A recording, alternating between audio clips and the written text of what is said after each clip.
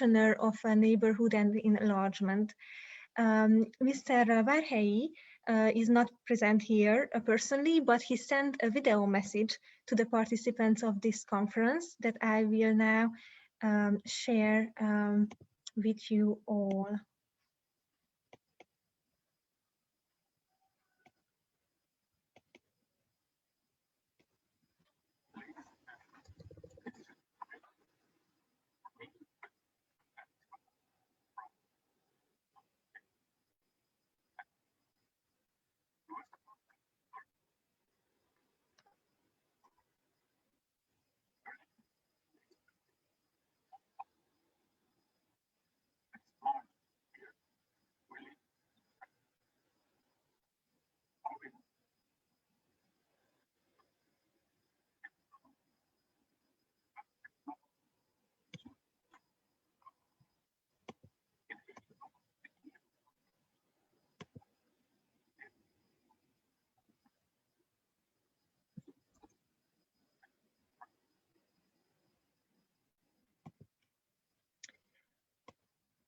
All right, so I received the information that the technology is not 100% perfect.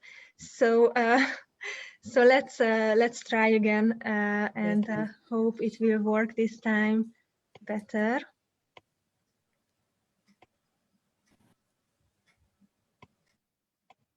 It is a great pleasure for me to address you and the partners from the region on the occasion of your 5th anniversary. The Western Balkans are a priority for the EU and for this European Commission. Your anniversary takes place in the midst of the COVID-19 pandemic. Since March this year, we live in exceptional circumstances. The COVID-19 pandemic has impacted all our lives in an unprecedented way, but it has not taken our attention away from the Western Balkans. In April, the EU put together a package of 3.3 billion euros of emergency assistance to support the region in face of the first wave of the COVID-19 pandemic, and in October, we adopted a major economic and investment plan for the whole region. This plan aims at providing up to 9 billion euros of funding in the form of grants to be complemented by the new Western Balkans Guarantee Facility, which should raise at least investments of 20 billion euros.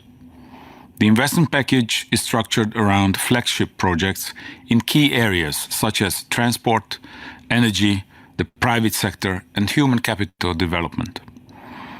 Embedded in this plan is support for the creation of a common regional market for the Western Balkans.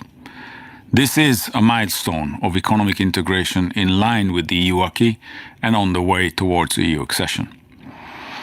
If successfully implemented, it will bring down borders for trade, investment and people. Those are key developments, especially for border regions. At the start of the pandemic, the Western Balkans have already demonstrated that the region can work together to tackle common challenges by setting up green lanes to facilitate trade. We are currently working on extending those green lanes to the borders with the EU. Cross-border cooperation is at the heart of your work. It ensures that borders do not become barriers, but that they bring people closer together, help them to tackle common challenges, and create new opportunities. To support exchange and cooperation across borders, the European Commission manages a total of 22 cross-border cooperation programs with and among the Western Balkan partners. Let me just give you some examples. Through cross-border cooperation between Serbia and Hungary, we build a road to connect Ásotthalom and Bački Vinogradi, which significantly shortened travel time between the two countries. The slogan of the program, "Good Neighbours Creating Common Future," speaks for itself. Aside from physically connecting neighbours, our cross-border cooperation programs also address the prevention and mitigation of risks from floods and fires. For example, through the Disasters Do Not Know Borders program between Montenegro and Albania. This support to cross-border cooperation will continue. The European Parliament and the EU member states have agreed a few days ago on the Commission's proposal for a budget of 8 billion euros for the European territorial cooperation programs after 2020. This will support cooperation between EU regions, citizens and businesses across their respective land and maritime borders. To match this ambition in the Western Balkans, the Commission has proposed 400 million euros of funding through IPA for cross-border and transnational cooperation programs. 75 million euros will be dedicated to the programs between the Western Balkans and partners. Another important tool to support the EU integration process of the region are macro-regional strategies. They help the Western Balkans to align with the EU policies in many areas, such as environment, climate change, connectivity, energy, transport, innovation. I believe that with all the support the EU is providing, we have the possibility to transform the socio-economic landscape of the Western Balkans in the next 4 to 5 years. Local and regional authorities will play a key role in this as they are closest to citizens. We will need your support implementing EU support programs and including citizens in the EU agenda. I'm looking forward to working with you on this joint ambition of bringing the Western Balkans ever closer to the EU and finally into the EU.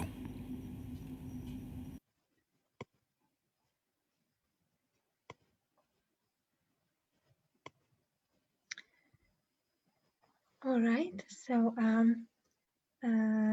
after Mr. Várhelyi's greetings, I would like to give the floor to Mrs. Jadranka Joksimović from the Minister of European Integration from Serbia to also deliver her greeting notes.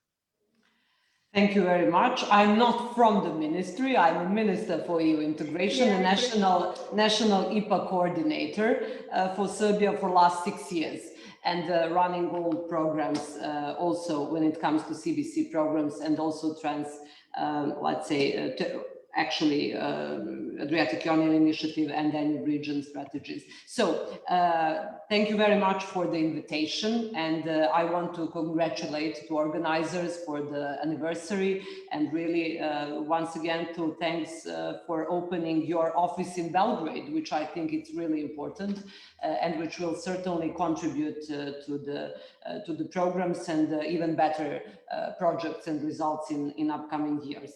As you know, due to its geostrategic position, the Republic of Serbia today has the potential to implement joint activities in 7 cross-border cooperation programs with Bulgaria, with Croatia, with Hungary, Romania, North Macedonia, Bosnia and Herzegovina, and Montenegro. I think it is really important that we have opportunity to cooperate also with member states, candidate countries and potential candidates, which really brings added value for the preparation for the cohesion policy of European Union, which is a part of Chapter 22 in our negotiation process, and Ministry for EU Integration is responsible for negotiation position for this very important regional policy and preparation for the structural funds when we become a full member state. I also want to tell you that I think that would be the assessment of European Commission as well, that Serbia did a very good job, and we have very good results from 2004, meaning that for last 15, almost 16 years, we are participating different cross-border programs, and that we have in a way realized more than 1,000 different projects throughout these 7 programs, and it was I think more than 400 million euros that has been in a way invested from the IPA funds, but also from Western Balkan investment frame, but also from, of course, national contributions when it comes to the cross-border cooperation. You know that Serbia this year is chairing very difficult year, to be very honest, but we are chairing the Adriatic Ionian strategy, and we will organize a digital forum in January for the Adriatic Ionian initiative and Adriatic Ionian forum strategy. And also we are very active when it comes to the Danube strategy as well, which we think it's also very important. When it comes to the cross-border cooperation, I just want to share with you also a couple of very important things. That the Ministry for EU Integration is a natural partner to all organizations whose work contributes to the well-being of Serbian citizens living in border regions. We also talked about the possibilities for that cooperation to be even better with many of the partner organizations from Serbia and the neighboring countries at the last week's 7th National Conference on Cross-Border Cooperation that we have organized here in Belgrade, the digital one, WebEx. We became experts for digital diplomacy and digital conferences, and hundreds of participants. It was more than 400 participants, many of whom were directly engaged in the implementation of over this, let's say, 1,000 projects implemented through 9 cross-border and transnational cooperation programs, really showed interests and readiness of Serbian border regions to cooperate with their neighbors in overcoming, I think, common challenges for all of us, especially when it comes to the recovery, socio-economic, post-pandemic period recovery. I think it would be crucial, and that's why I'm very grateful to Commissioner Várhelyi, as he mentioned this advanced economic investment plan for Western Balkans. I think those financial instruments and those tools will be extremely important in synergy with cross-border cooperation programs, with Western Balkan investment frame, with different instruments and financial sources, how to do our best to overcome and to, in a way, recover from this terrible year. Of course, it won't be the last year with the problems. We can expect several years to be very difficult for every country in Europe, but also in this part of the region. The good news from Serbia is that our macroeconomic figures are quite good, so we will continue to in a way to co-finance all programs that we are participating when it comes to the cross-border cooperation and macro strategies. And I can assure you that you will have a good partner in Serbia. And once again, I want to thank to the Association of European Border Regions and to the Central European Service for Cross-Border Initiatives for all your activities and projects in Serbia and throughout the region. And I really hope that we will continue to be even more efficient in future. Thank you very much. Thank you very much, Mrs. Joksimović, for sharing these really impressive results that you've already reached, and for sharing these important points and messages with us.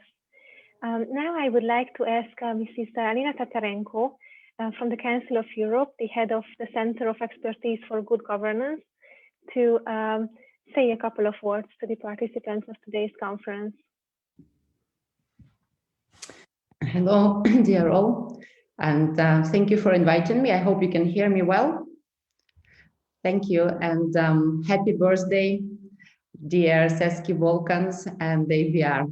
I'm very happy to congratulate you today because you are doing such an important job, and I'm very happy to know and to see so many familiar faces of cross-border community. I am happy to see Erwin here, and Martin and Daniele, and I really was blessed to meet these wonderful people who are so enthusiastic and taking it so close to their heart and so personally, the cross-border cooperation. I think it really has a great impact on your work, and all the results of your work.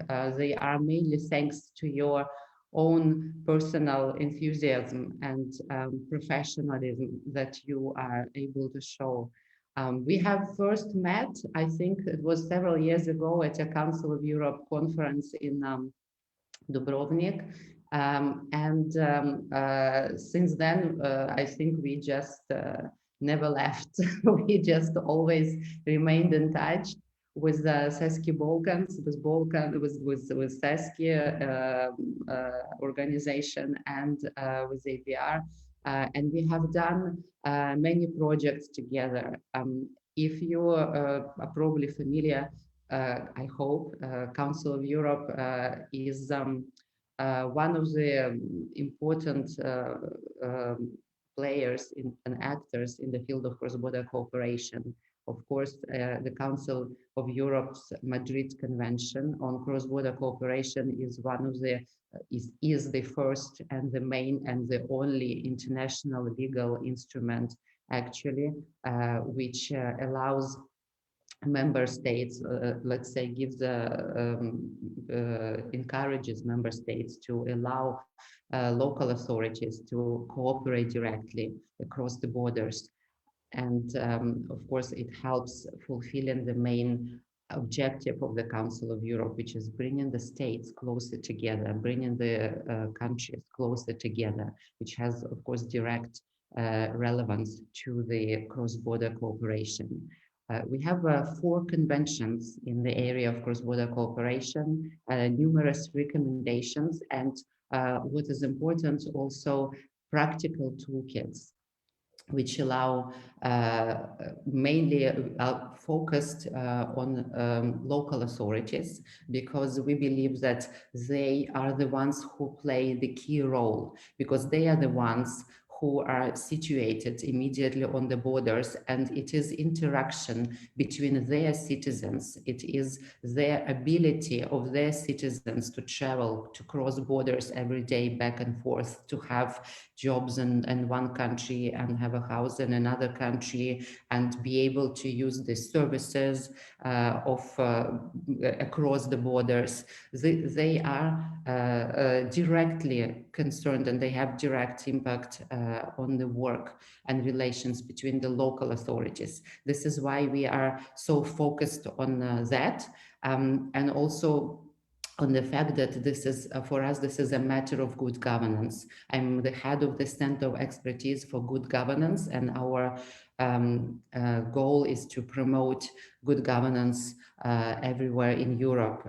And of course, we believe that cross-border cooperation is a very important factor. And on the other hand, also, good governance is a very important factor to ensuring cross-border cooperation. And this is why we have organized several of these leadership academies with CESCI Balkans.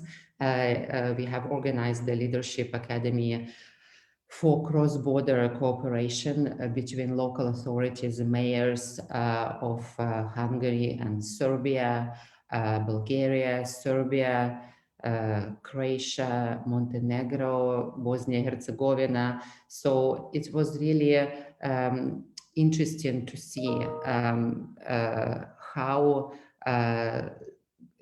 grateful the local authorities are for this kind of workshops, for this kind of training, when they can come directly together and they can look each other in the eyes and they can talk to each other and they can come up together with the projects, and they can involve their citizens and they can involve their colleagues and all relevant authorities, so that they can build something interesting. And we are not talking about only businesses or projects or infrastructure, which is of course very important, but we are talking also about neighborly relations, about understanding each other, about learning each other's languages, about seeing each other regularly, and cooperating as local authorities specifically.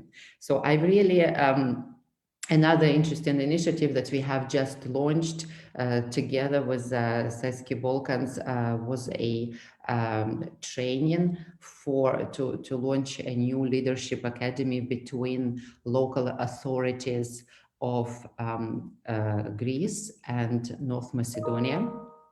And I think this is something which is unprecedented and is happening actually for the first time in recent years. So I really look forward to the implementation of this initiative next year and many more other initiatives. I'm sure that with such great professional and enthusiastic people, as I have mentioned before, I'm sure we will have many more projects to come, and we will really be able to contribute to better cross-border cooperation and better governance in the Balkans. Thank you very much, and I look forward to following up on this conference and listening to the next presentations. Thank you. Thank you very much, Mrs. Tatarenko, for these really warm and enthusiastic words. I believe they really put us into a celebratory mood. Now I would like to ask Mr. Karl-Heinz Lamberts, the President of the Association of European Border Regions, to also share his thoughts with us. Dear participants, today we have the pleasure to present the result of 5 years of systematic cooperation of CESCI and AEBR teams in the Balkans. Looking at the number of activities, events, study visits, participation in projects and other initiatives implemented there since 2015, it can be concluded that the interest in all aspects of cross-border cooperation is also growing in the Balkans, as it is the case in the EU and other continents. We hope to have somehow contributed to this, and I wish particularly to thank all our members of the teams, all the participants, all people who contribute to this work in the last years. Some years ago, AEBR already detected the need to be closer to the process of cross-border cooperation which were developing in the Balkans after a very stormy period in this region. These processes were running under very difficult circumstances. The opportunities opened by the CBC programs included in the EU instrument of pre-accession assistance since 2007 and previously under CARDS and other programs were not enough, and there was a need to identify the situation and expectations of the population and local authorities to strengthen capacity building, establish cooperation structures and various other issues. We would follow these processes thanks the AEBR members working in the region from Hungary, Romania, Serbia, or Bulgaria. We also followed the works of various institutions, and particularly the Council of Europe and the European Union. And we had also started to have a direct relationship with various institutions in Belgrade, in particular some departments of the government of Serbia, but also academic authorities and NGOs, thanks to the collaboration of Anna Nikolov. Since they joined AEBR in 2014, we had also exchanged intensively about the need to support CBC processes in the Balkans with CESCI. And they had a very special focus on the region. Once CESCI agreed in 2015 with the autonomous region of Vojvodina to open an office in Novi Sad, the parliament of the Vojvodina supported very strongly the proposal.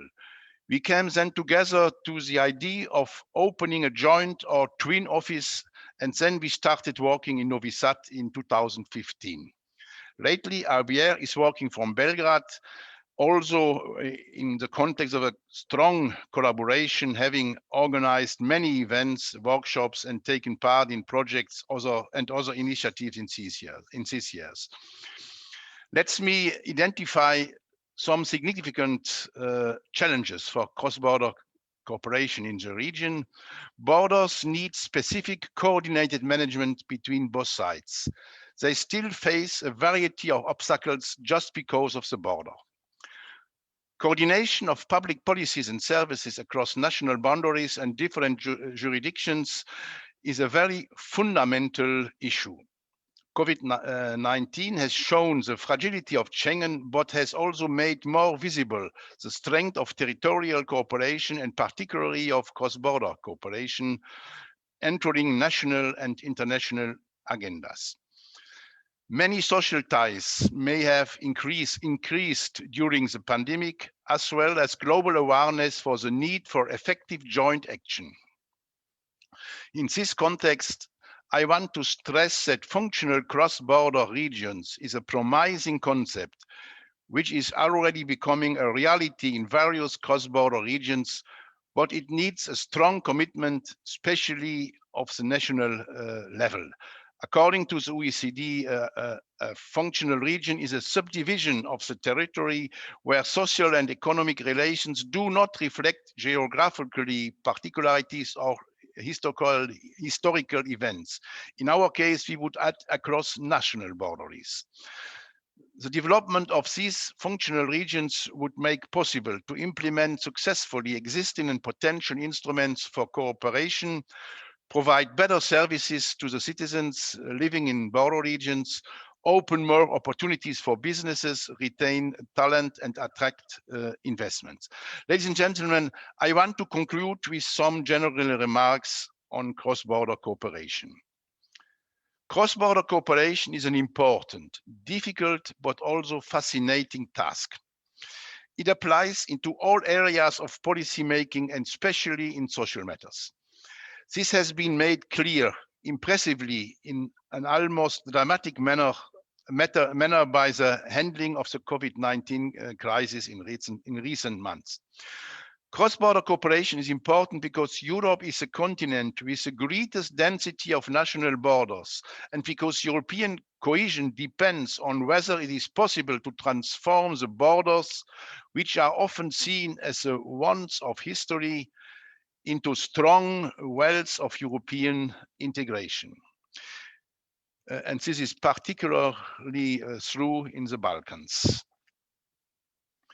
This is not always easy and can sometimes be extremely difficult. You need endurance and patience. Success depends on three prerequisites: to may, to want, and to can. Permission. Cross-border cooperation must be allowed. The national capitals are often suspicious. Will. Sunday speech are not enough. You must really and specifically want to be willing to sacrifice short-term benefits to long-term results. Ability. Language skills are just a necessary and detailed knowledge of the historical, economic, and administrative and social conditions on the other side, on the borders. The magic formula is intercultural communication skills. Cross-border cooperation is also fascinating. It leads to a paradigm shift. The horizon is expanded by 180 degrees. People who have been back-to-back face each other face-to-face. Completely new options for action and mobility perspectives are emerging. Cross-border cooperation encompasses all areas, from business to education, from the environment to spatial planning, from culture to leisure. Transborder cooperation was, is, and will be an exciting activity, and it contributes substantially to bringing the Western Balkans nearer to and finally in the European Union. This European Union where we share common politics, economic and social objectives, and last but not least, also common values. Thank you for your attention. Thank you very much, Mr. Lambert, for these thoughts. Especially thank you for underlying the challenges that we still face, because that shows that it's very nice to celebrate the past 5 years, but it also shows that there's still things to do and challenges to overcome in the next at least 5 years. According to the agenda, now Mr. Tamás Tóth, the chair of Central European Service for Cross-Border Initiatives, would say his greetings, but unfortunately, due to personal reasons, he cannot be with us today, but he sent his greeting notes, which will be read out by Mr. Gyula Ocskai, the Secretary General of CESCI. So please, Mr. Ocskai, the floor is yours. Thank you very much, Melinda. Mrs. Minister Joksimović, Mrs. Head of the Center of Expertise Tatarenko, Mr. President Lamberts, dear Anna and Erwin, dear colleagues and partners, let me warmly greet you all on behalf of the Central European Service for Cross-Border Initiatives, the CESCI, which was established in 2009 with the purpose to facilitate cross-border cooperation in Central and Southeast Europe in a region which is characterized by troubled past and a long history of interethnic and international conflicts. Borders has always been playing a decisive role in these conflicts. Their location has always been contested by some groups, creating permanent geopolitical instability known worldwide. As we can see, regardless of the political controversies and diverging national interests, the European Union managed to avoid the emergence of new armed conflicts. During the last 75 years, the continent became the symbol of peace, where the conflicts of interests are settled via negotiations. What is more, through the Schengen system, the EU has created a solution which shows the way how the significance of the border can be diminished while mutual interdependence and mutual trust can be enhanced. The recent pandemic drew our attention to the importance of these values, including the free movement of goods like health equipment and people like patients or doctors across the borders. We consider the EU integration of the Western Balkans as the solution to overcome the troubled past and to create the conditions for peaceful coexistence and prosperous economic progress. Our association is committed to facilitate this progress by our even modest means. 5 years ago, we decided to establish our Balkans office together with the AEBR in order to share our experiences and transfer our knowledge in the Western Balkans countries applying for EU membership. 5 years later, we can conclude that our that time decision was correct. Anna Nikolov and Erwin Erős have done a great job. They were active at local level, assisting local stakeholders through capacity building activities with a special focus on youth. They were involved in the Serbian adoption of the Madrid Outline Convention, which is a great achievement, allowing local and regional municipalities for developing institutional cross-border partnerships. Finally, they are present at the international scene as well, collaborating with diverse set of institutions like the Council of Europe and the Committee of the Regions. Let me thank all these institutions and organizations, the government of Serbia and the parliament of the autonomous province of Vojvodina for their assistance provided for our colleagues. I'm really proud of their work and I am honored to have the opportunity to greet the two Balkans office at their 5th anniversary. Last year, we celebrated 10 years anniversary of CESCI using the slogan, Happy Border to You. When I'm wishing both organizations success for the next 5 years, in parallel, I wish happy borders for everyone in the Western Balkans and of course, a fruitful conference for today. Thank you very much. Thank you, Gyula, for conveying the message of the President of CESCI. Now, I would like to ask Anna and Erwin to invite us for a time travel and show us how this whole initiative began 5 years ago. Thank you very much, Melinda. First of all, a very big thanks to Ms. Jadranka, to Alina, to Mr. Lamberts and Gyula for these encouraging words. I think it puts wind in our sails to continue, not just in next 5, but in the next period. And first, I'm Erwin Erős, and it's a really big pleasure to greet you all here today. Today we are here to celebrate a really special occasion, at least for us, is the 5th anniversary of our joint journey with Anna and with AEBR on the Balkans. And at first I would like to introduce you to Anna, although you probably all know her already. She carries CBC in her heart, and majority of the results are achieved with her devoted contribution. So, Anna, I would like to ask you, the floor is yours now. Thank you, Erwin. Would you please share our joint presentation? Until you do that, I would like to thank all of you that you came today to celebrate our birthdays with us, and all the speeches delivered with so much that I'm really excited about receiving these compliments for all of you. And yeah, we will do our best to do even more in the next 5 years. What we would like to present here, it's really briefly, and just we really struggle to pick certain activities that we did in the Balkans in the last 5 years, but we have only 15 minutes, so we will just sum it up really briefly.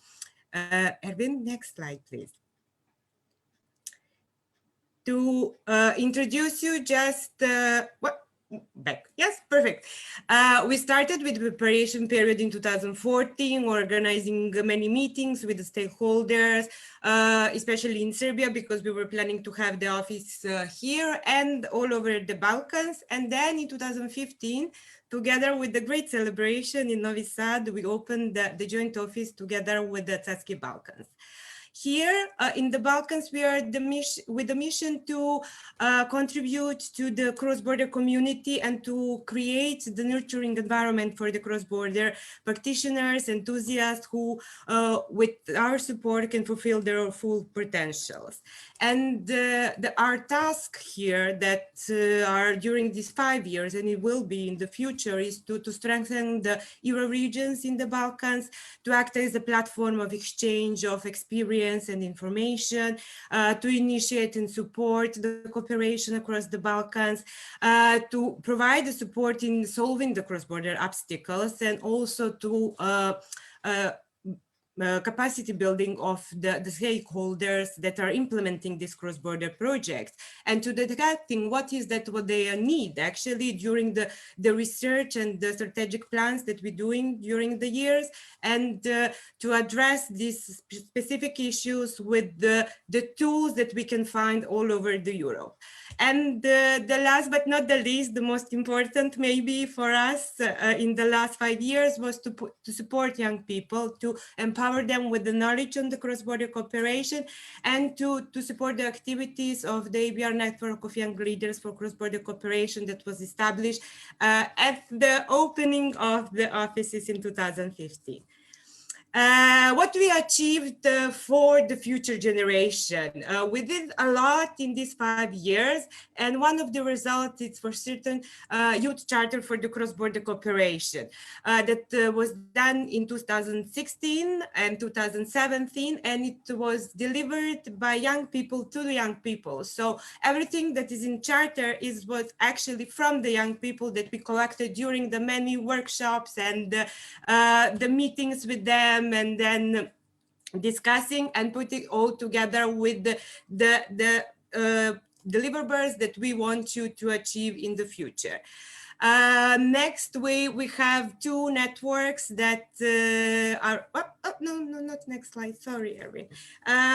We have 2 networks. One, it's our Young Leaders for the Cross-Border Cooperation that was also established at the opening of the both offices, and the Rural Youth Laboratory that was initiated during one of the Erasmus project from our partner from Croatia. And I see here the professor that the idea about the laboratory was there to join together the experts and young people in the rural border areas, and to support them to stay there and to develop. Also, we developed the cross-border learning hub, which is now done with the young people. They are creating the e-learning materials, and in the next year you will be able to see some of their results. Addition to that, Erwin will talk later on about the project that we did together with ISIG, where we also developed the e-learning materials that are also available. We did more than 30 youth activities and educated more than 400 young people and engaged more 800 young people in the CBC and inform them about the CBC, make them aware what is the CBC about and how to get engaged and how to do something nice for the society in their regions. Next. Okay, just some of the events that we organize. I need to mention that every activity that we implemented in the Balkans was in the spirit in the cross-border cooperation. That means that we always organize everything in the partnership. Many of those, majority maybe, was with the CESCI Balkans, but other partners was always involved together with us and in some separate initiatives as well. So we are celebrating cooperation, but cooperating with others. For the youth, some of the events are youth as a driving force for the European Union, meeting of young leaders for the cross-border cooperation, workshop on the cross-border cooperation spatial planning with the students from Faculty of Geography, meeting with we also organized the meeting of young leaders with a representative of UN Habitat related to the new urban agenda that was adopted a couple of years ago, and we also had the project to involve young people in implementation of the UN Habitat agenda. The next one. Okay. Well, now let me go to what we organized and what we did for the practitioners. Some of the activities was the seminar on national spatial planning and the cross-border cooperation that was in Novi Sad. The next one is really nice one. I like it because the most because the initiative came from one of our young leaders for the cross-border cooperation. And then we joined forces with experts, and actually we were addressing the practitioners in the border regions, especially the women in the rural area that are really fragile for many things, and they have really a lot of obstacles to overcome. So this is the one that we also implemented in Novi Sad. The next two ones we implemented during the study tour that we jointly organized for our colleagues from Sweden and Norway, the border region and their steering committee.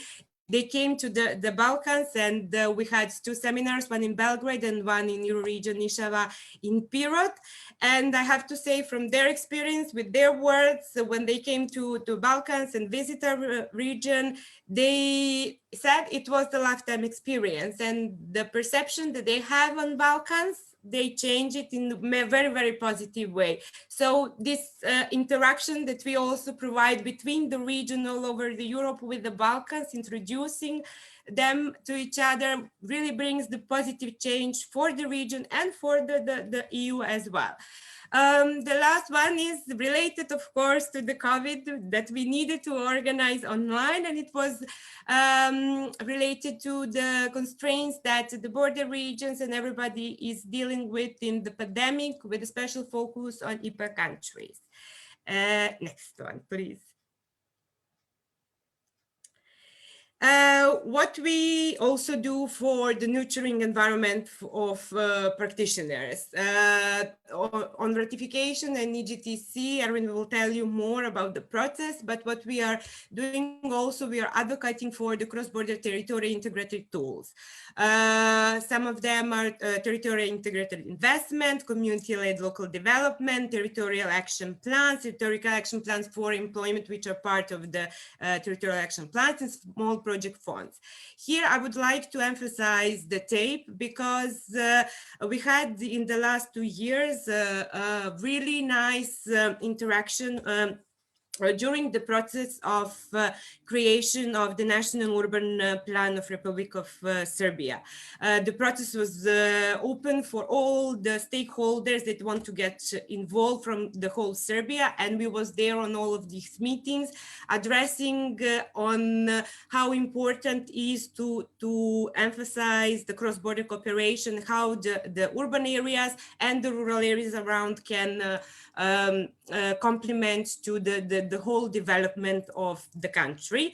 And well, when you have the experts that they understand the importance of these things, this was involved in the national plan.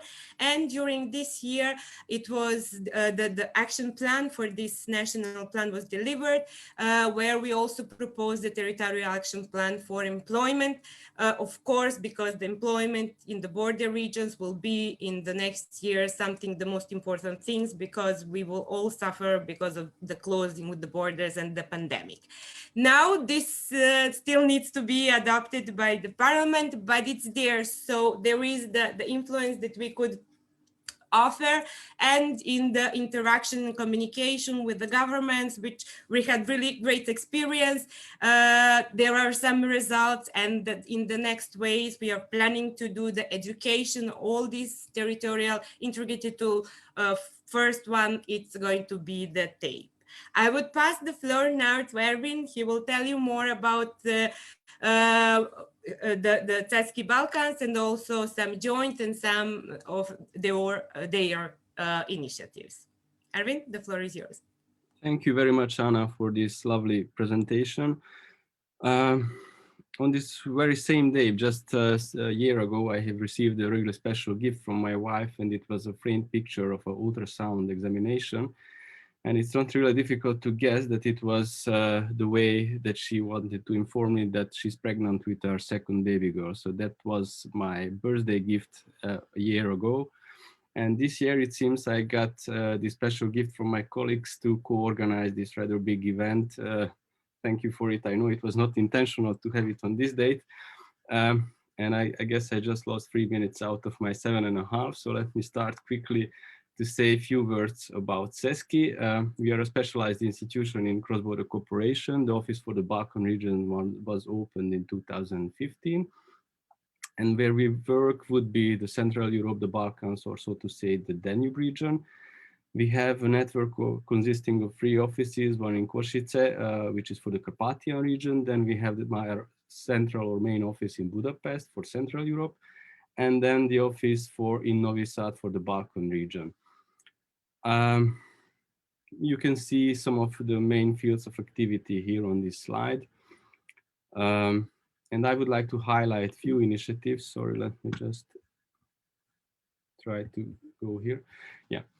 So I would like to highlight only a few initiatives in which we were jointly involved with AEBR Balkans. And I will start, I guess, maybe with the most difficult ones where advocacy and legal background was involved or is involved. From the very beginning of our work, we started with advocacy activities for the ratification of the Madrid Outline Convention and its additional protocols, especially the 3rd protocol by the government of Serbia. We've joined all our possible forces and we took a mediator or lobbying role between the Council of Europe and relevant institutions, government institutions from Serbia. And thankfully, we were not alone in this process, and the Republic of Serbia have signed the convention in 2015 and ratified it later in 2016. Unfortunately, the 3rd additional protocol is still not signed by Serbia. That could have brought a major change in territorial cooperation in this region. The legal accessibility project that is run by CESCI in Budapest is, so to say, their flagship project that continues to run for years and years. And by time and each version, it grows with some new modules and some new elements. On this slide, you can see how broad the thematic areas are.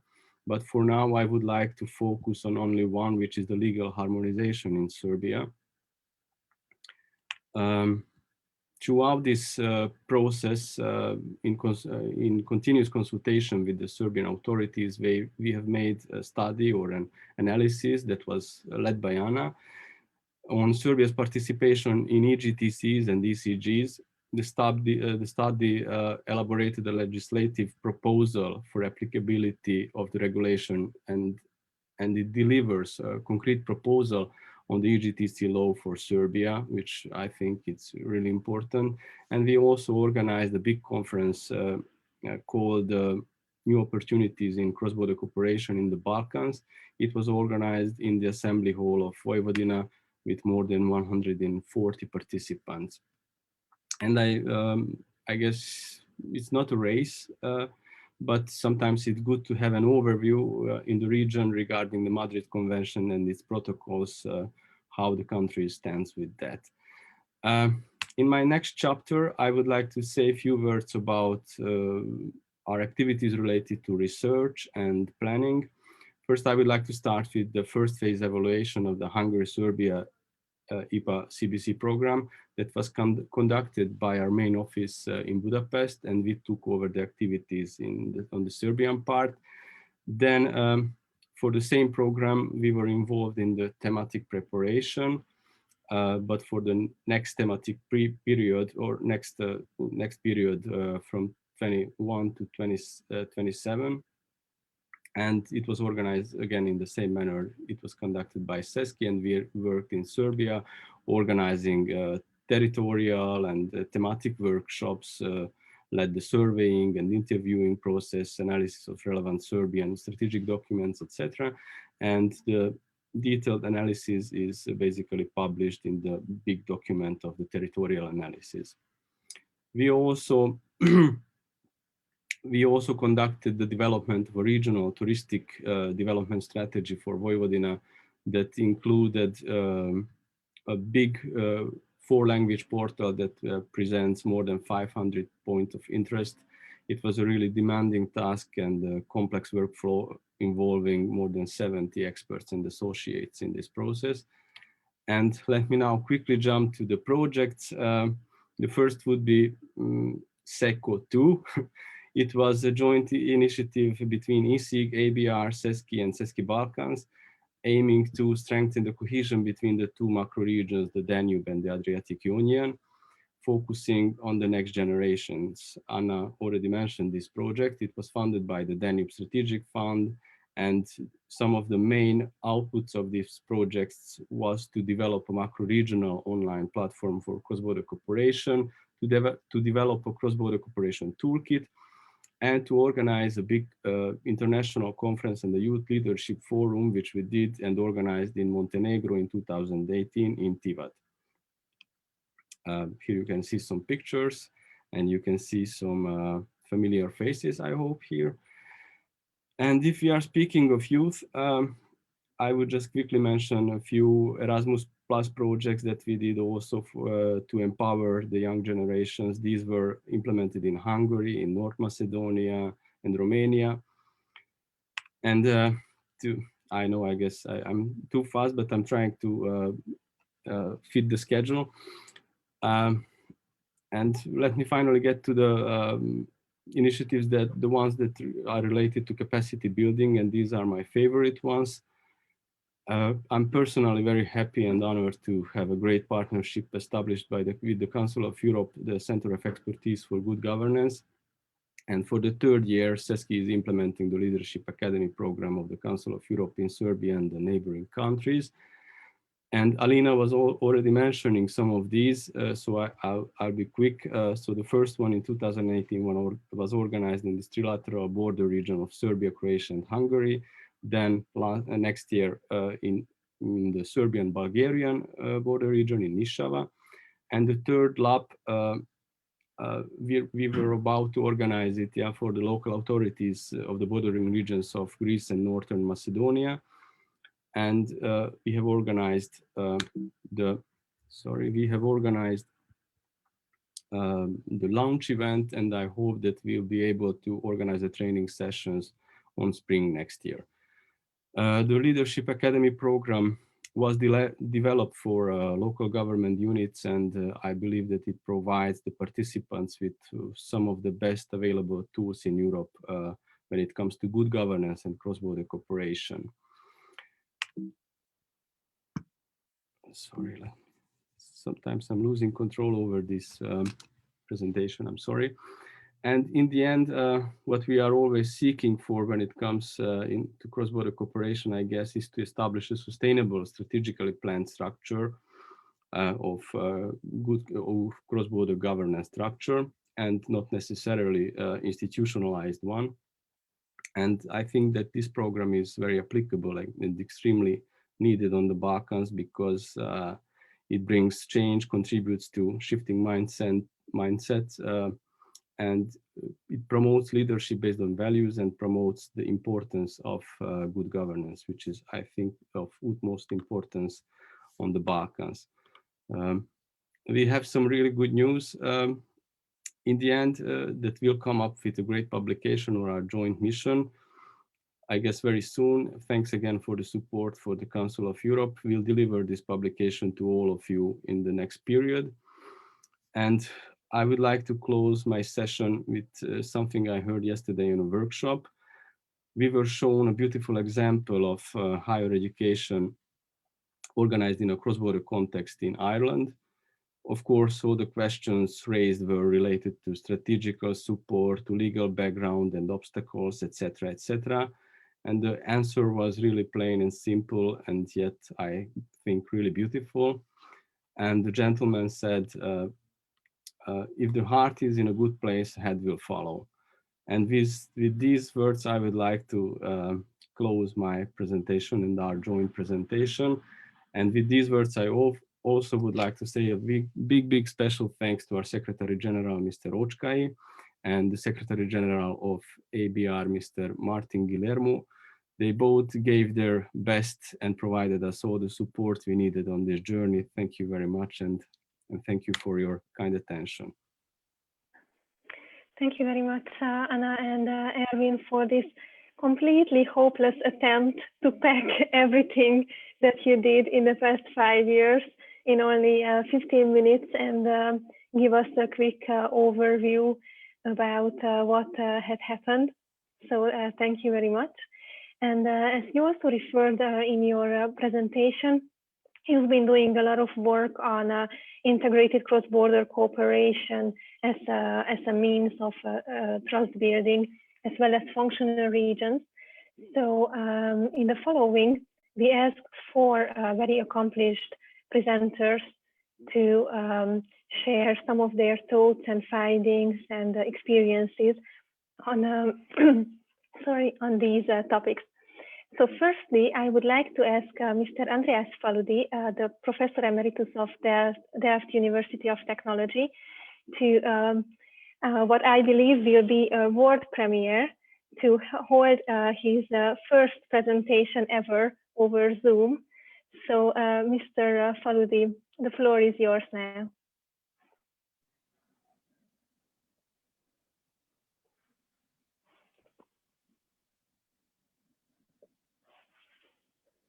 I'm working on it. I'm working on it.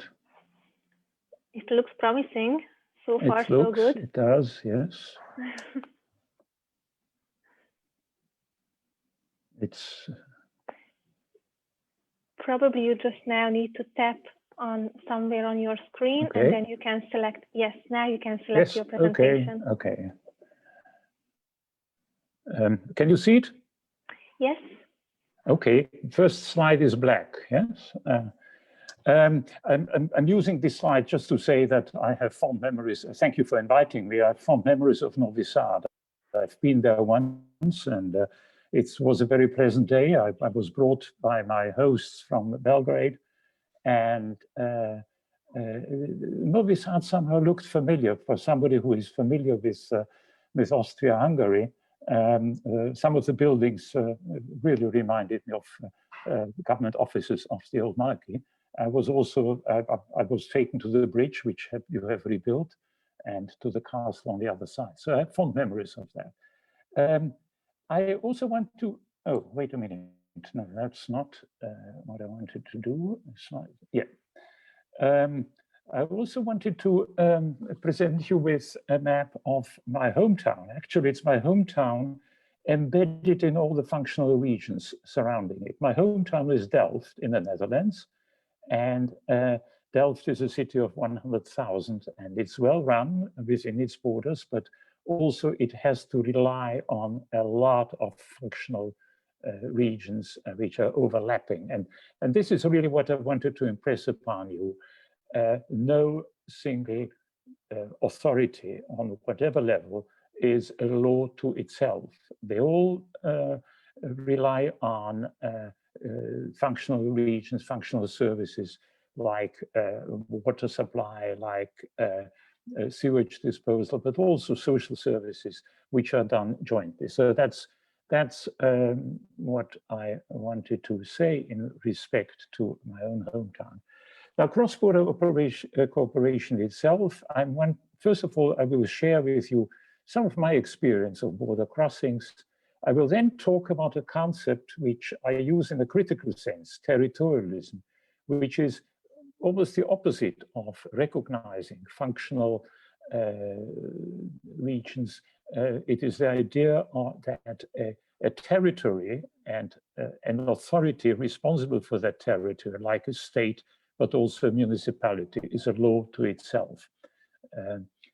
Then I will say something about the work which I have done over the past almost 30 years on EU spatial planning and on borderlands. And finally, I will say something about the attitudes, as I see them, of the European Commission, which I think is using the promotion of cross-border cooperation, the promotion of borderlands, or what I shall call conflated spaces, as a strategy, and I will come to conclusions, of course. Well, this is me. Yes, I was born in Hungary. Of course, you know from my name that I have Hungarian ancestry. I only spent the first 6 years of my life there. I was then a Hungarian speaker. I'm afraid I lost almost all of my Hungarian. And I left Hungary together with my mother, who was an Austrian, to return to her home country, Austria, in 1946, after having spent the war in Budapest, actually. In Austria, I grew up, all my socialization is actually Austrian. I acquired German as my main language, and went through university to my PhD. And after my PhD, I actually went to the UK, United Kingdom, which gave me an academic identity. I did research there, I published, and on basis of these publications, I was appointed a professor at Delft University of Technology. So I came to Delft, which is the location of Delft University of Technology, as the name suggests, and acquired a new passport. Actually, it was the third passport in my life, and it's the one that I carry around with me now, if I need one, because mostly you don't need one these days. And in the Netherlands, I developed a research program, first of all on Dutch planning, which I didn't know firsthand, so I had to do research into it, and then European planning. So that's me. Yeah? Now, territorialism. I already said that I'm critical of the concept. Actually, I've written a book on the poverty of territorialism. Yeah? Now, territorialism hinges on the state, and it's mainly the state that I'm talking about, practicing its territoriality. Now, I give you an example. Giving me a passport, the Netherlands has exercised territoriality. It said, yes, you are now one of us, you belong within our borders. And what is this territoriality? It is the attempt to effect, influence, or control people, phenomena, and relationships by delimiting, that's the important one, delimiting and asserting control over a geographic area. Now, this is an example of territorialism, of the idea that space, including European space, is wholly organized in terms of districts, towns, provinces, countries, and regions, which is a definition by a compatriot of mine, Adrian Scholte. It suggests that we live in containers, which is why I showed this here. And of course, cross-border planning and cross-border cooperation is up against the walls of these containers. Now, finally, what is the productive force of territorialism? It is the ability to make maps. And maps is a relatively new, and certainly maps of territories is a relatively new phenomenon, only about 200 to 300 years. They rely on the possibility to identify precisely on the ground where one territory ends and the other begins. Now, I'm showing you this, the portrait of this man. This is the Iceman, or Icy, or Ötzi. Mountaineers up in the Alps between Tyrol, between South Tyrol, Italy therefore, and Austria, found part of a body protruding out of the ice. And they thought this was a murder scene, a homicide scene, and they wanted to call the police. Now, first of all, they had to establish which police force to call, the Italian or the Austrian. And so it was established that this body was found a few meters inside the Italian border. And therefore, this homicide belonged to the Italians. Eventually, of course, it turned out that this was a homicide, but it was a homicide of 5,000 years ago. It was an ice man. This is why a man from the Ice Age who was actually murdered. It has been found out. But of course, the police itself, the current police, was not responsible. It was something for archaeologists, and the body was carefully restored and carefully researched, and now it can be found in the museum of the Ötzi Museum of Bolzano, Bozen for Austrians. So that's as far as territorialism is concerned, and the productive force of territorialism, which is drawing borders. And now I want to say something about my experience of EU spatial planning.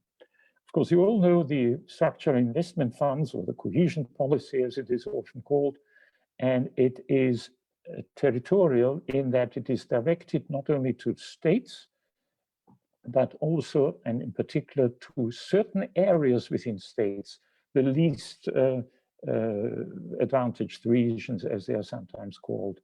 And this implies spatial planning. It implies investigating the space of the territory and to identifying where funds should be going.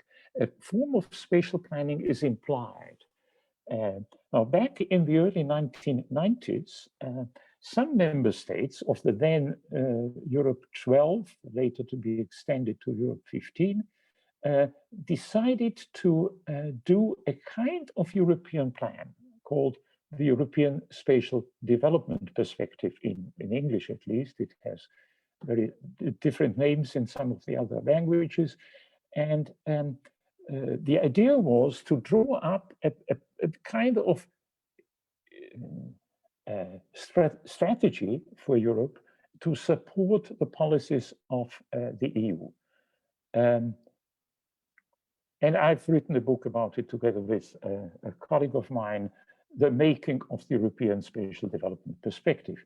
And the subtitle is important, No Master Plan. It was not the intention to draw up a master plan, but what was the intention?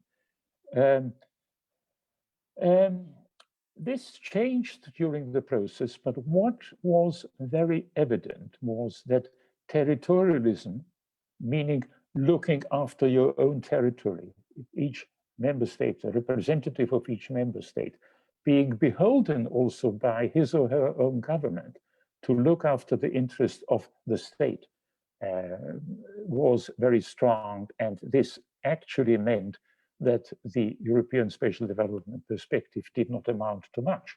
So the question is, what is the EU? I'm not going to answer that because it's a very complicated question, but it is not a fully fledged federation with a territory of its own. Indeed, there has been a discussion during those days of whether we can even speak of an EU territory. Well, the experience and also the conflict which there was between the European Commission, which wanted to have a kind of European strategy, and the member states, which really didn't want to have that, continued.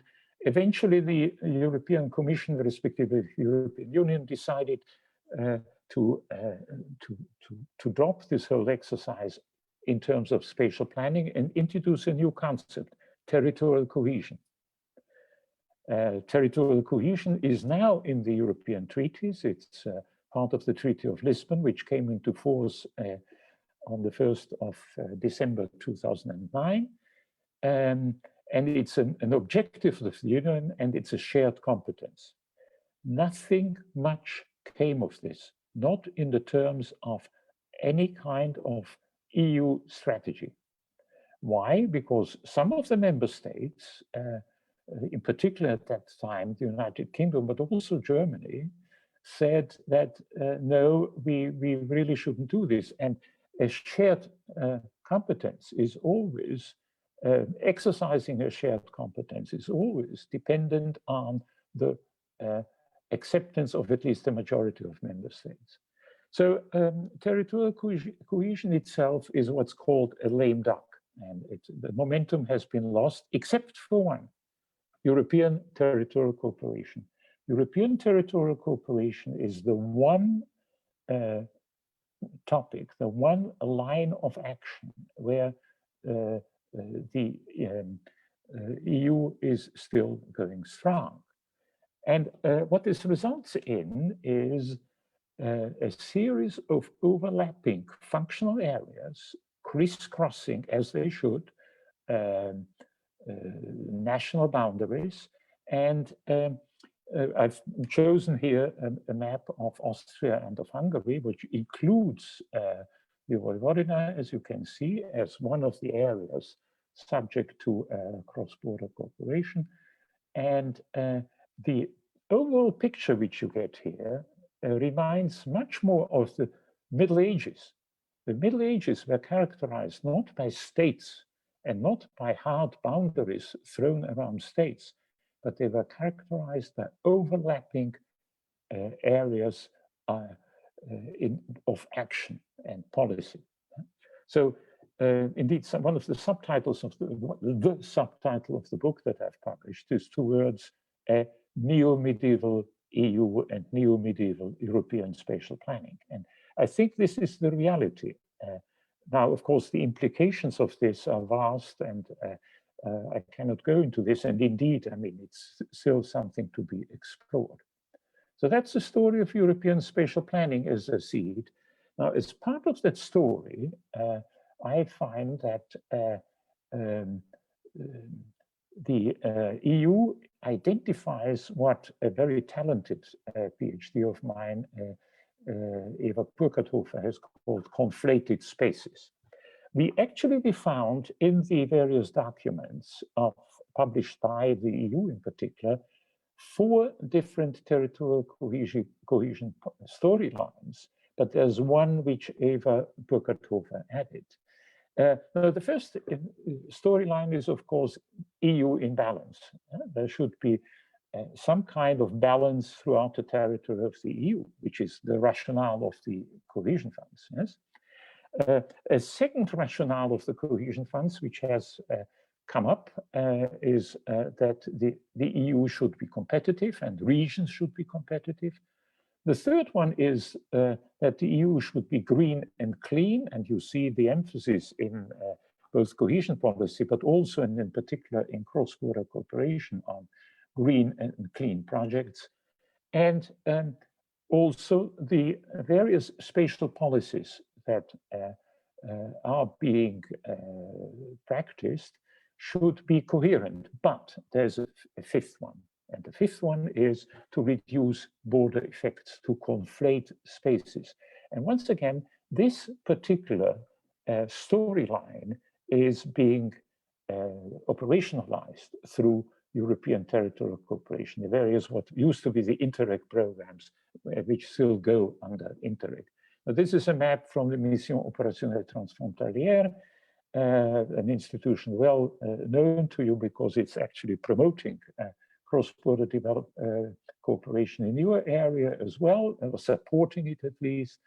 And this map shows all the cross-border projects, all the conflated spaces in Europe which exist.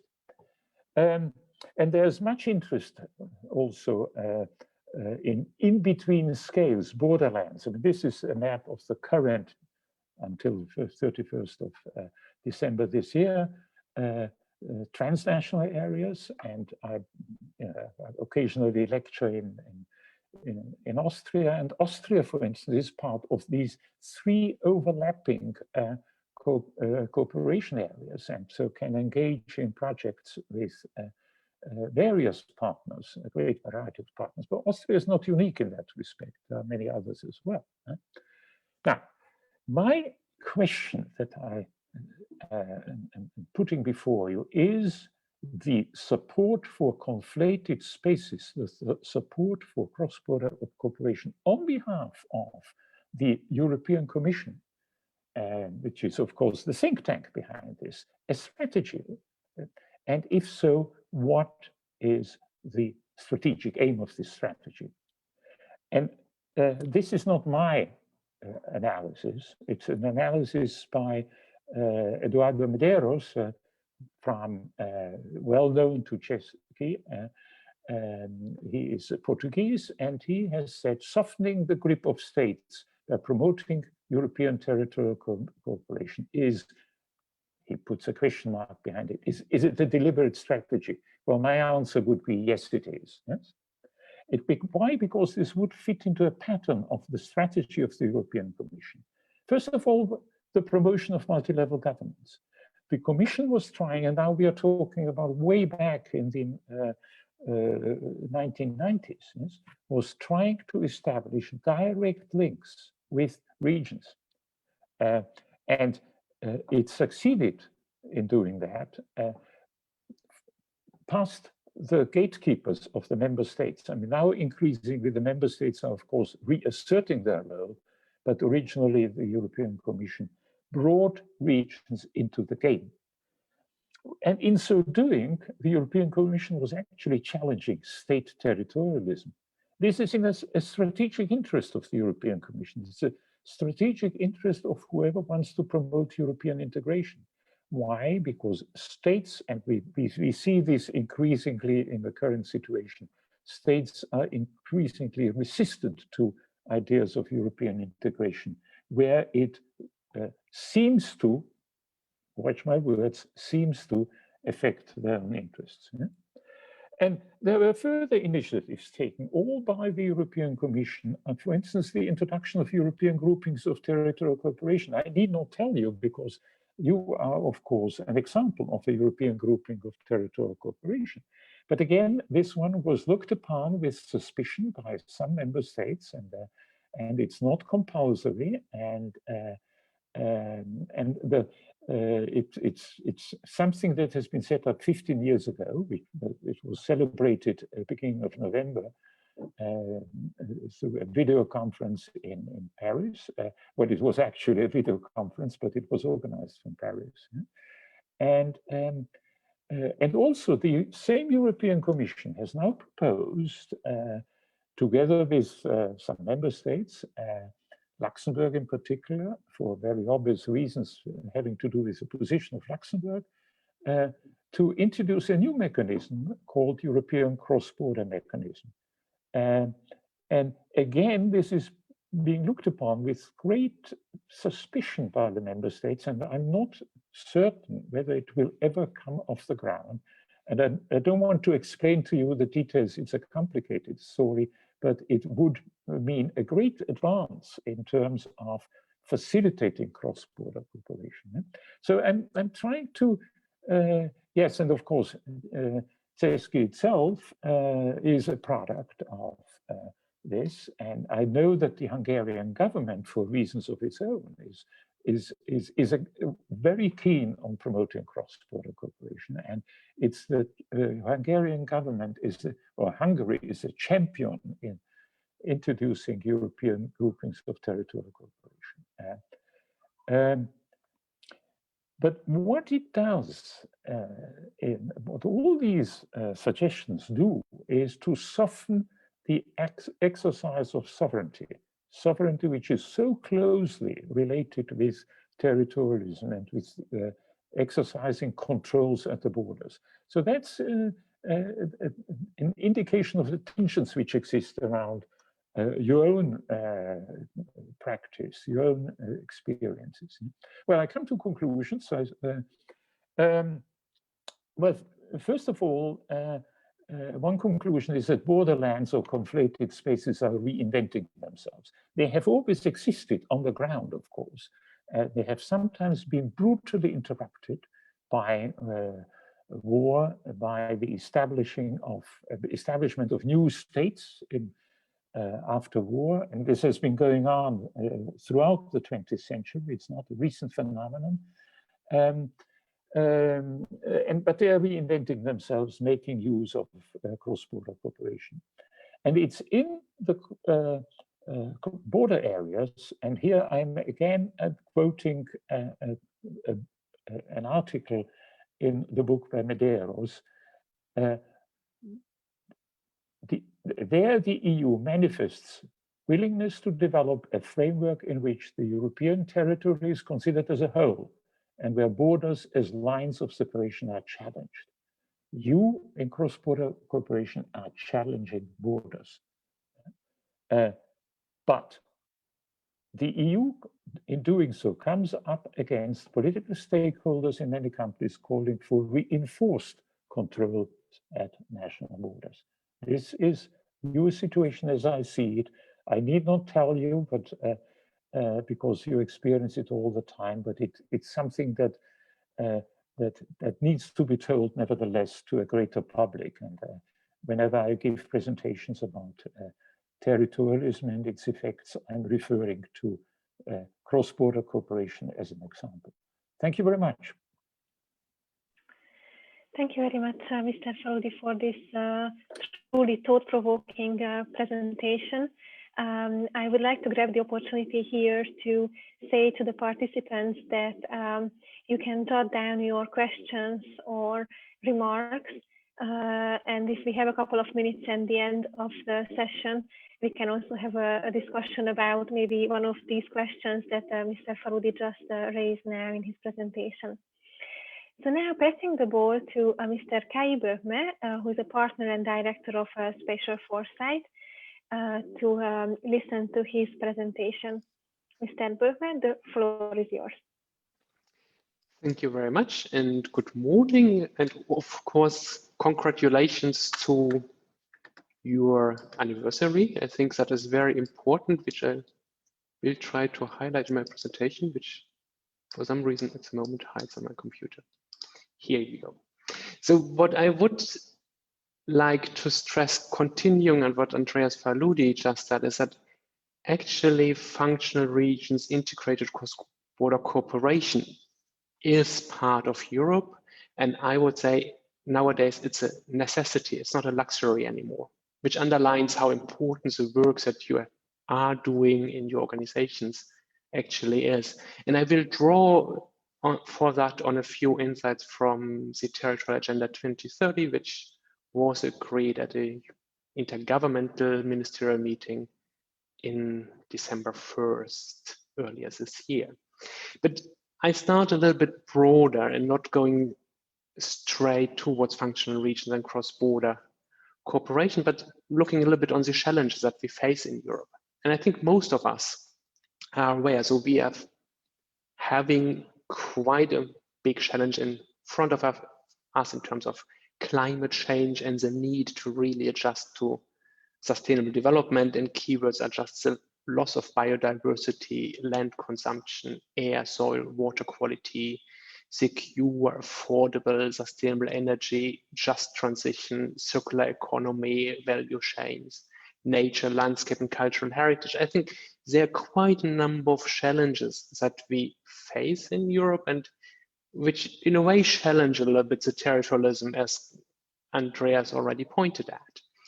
And then there's, of course, another part which is very close to my heart, which is we see in Europe, we see that in countries, we see that in regions, we see that in between groups of society, that people and places drift apart. And I come more to that later on. But we really see increasing disparities in quality of life, access to good and affordable service of general interest, in demographic and societal balances, in digitalization, what that really means, what the shift to the fourth industrial revolution means to all of us, employment, economic development, obvious, but also the interdependencies between places. So on the one hand, we see that things are more and more drifting apart.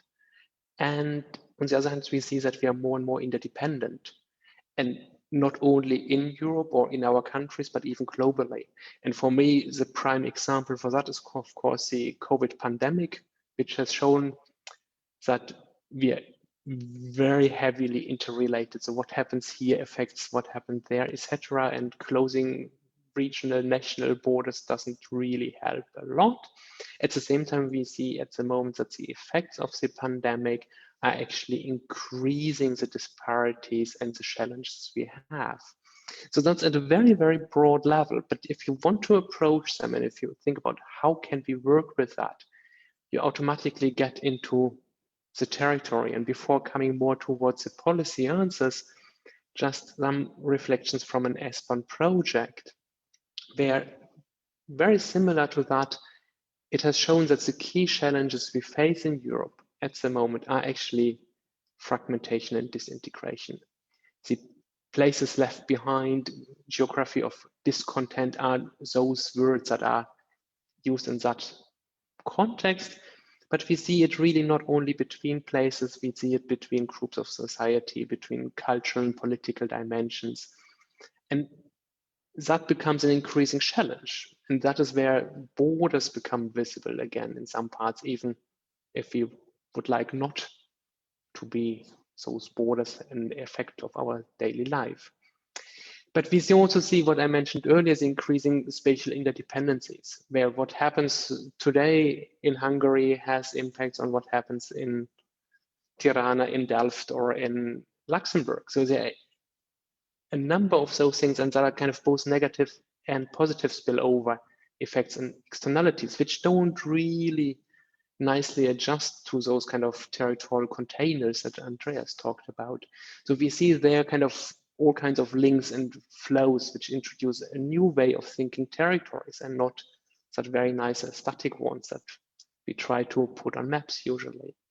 And that leads then to the mismatch of functionalities. And here for me, Andreas' map of Delft was quite a nice example of that. So I usually discuss that at a European level, but you even see that at a municipal level, that we have so many functions and issues to be solved, and they have other geographies than our decision-making systems. They reach beyond administrative borders, or the effects of what we do reach beyond. So we really need to think about other ways to deal with that misalignment between geography of policymaking and the geography of our challenges and those things affected. So that are, for me, some of the big aspects that really ask for more cooperation, more functional areas. And that leads me to the territorial agenda, which has been accepted on 1st of December. Even though it is mainly elaborated by EU member states, as it's an intergovernmental product, it's not a product of the European Commission. That one, Commission, Committee of the Regions, Investment Bank, and a lot of players are part, but the main owners of it are actually the countries. And here it is not only the EU member states, but also other countries like Norway and Switzerland have been very active.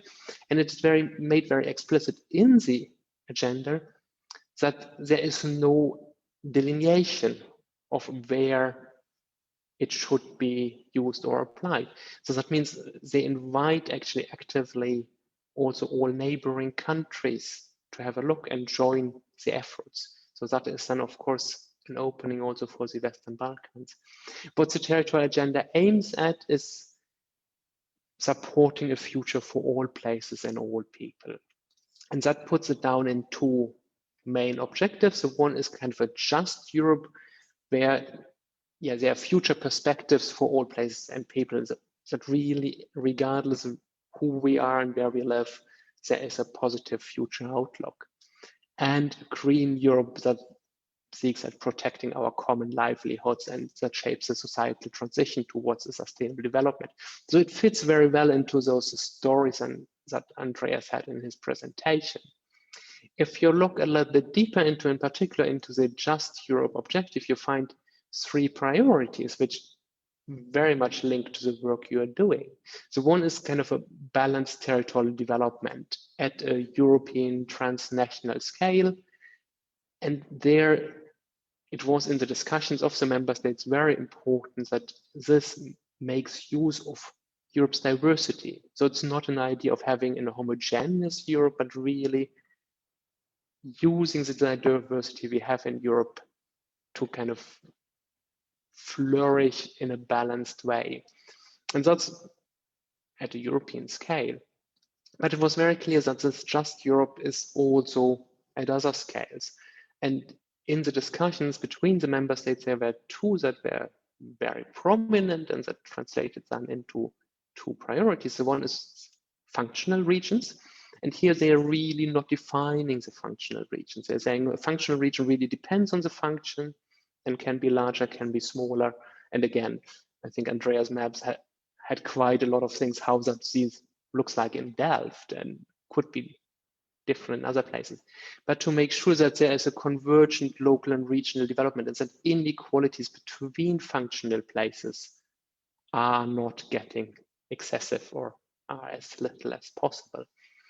And then the third one, and that's for me overlapping, is actually the integration beyond borders, making sure that it's easier to live and work across national borders. And in a lot of cases, that then are also functional areas. And that is the part where you find a lot of support for the work that you are doing currently. So there, I think that fits very well, and I come with more details later on. Looking into the Green Europe objectives, healthy environment, meaning better ecological livelihood, climate neutral and resilient towns, cities and regions are very important. The circular economy as kind of strong and sustainable local economies, which are part of a global world, are stressed. And then a long discussion was on sustainable connections, where for a lot of areas, accessibility or connectivity, be it physical or be it digital, is very important. In some parts of Europe, that is all easy and people say we don't need that. In other parts, we still have quite a challenge to make sure that people have good connections, be it railroad, be it internet. So that this is really made sure that we have that all over Europe, but also that it's made sure that we have that in a sustainable way, that we're not kind of shooting now in connectivity and challenging sustainability objectives by that. And also that, I think, comes back to a lot of cooperation cross-border issues. But if we look a little bit more at the functional region and the aim of convergent local and regional development and less inequalities between places, what for me personally is there needs actually to be some sort of a vision, what we want to achieve if we want that. If we want to translate that into a reality, we need to know more about how such a functional region shall look like and what role it shall play. And that can then be at very many levels. That can be function areas at a European scale that can involve neighboring countries. So we really are very different types. We have macro-regional functional areas. So earlier already the Danube or the Adriatic Ionian areas were mentioned. So that could be part of the story. We have cross-border functional regions, which you have a lot. I live in Luxembourg, so basically I'm living in a endless cross-border functional area. We have functional areas with hidden countries, and all that are things that we need to deal with, as well as functional urban areas, which are maybe the most prominent part of functional areas. So, and for me, all that needs to come together, and we need to stimulate and empower people in those areas to cooperate and to develop integrated multi-level governance systems, and also make sure that we are going beyond short-term projects. And therefore, I think what you are doing and your anniversary is so important. You're giving it more stability over time. There's a lot of the programs that Andreas mentioned will fund projects that have a start and an end point. But if we really want to integrate and solve things, we need to have stability, and we need to have long-term perspectives. And that also relates to the trust that you put in the title of our inputs. And if we really want to cooperate, we need to have trust, and that builds only up over time. So we need to cooperate to increase trust, and the more trust we have, the better we can cooperate. And I think also that is nothing new to you.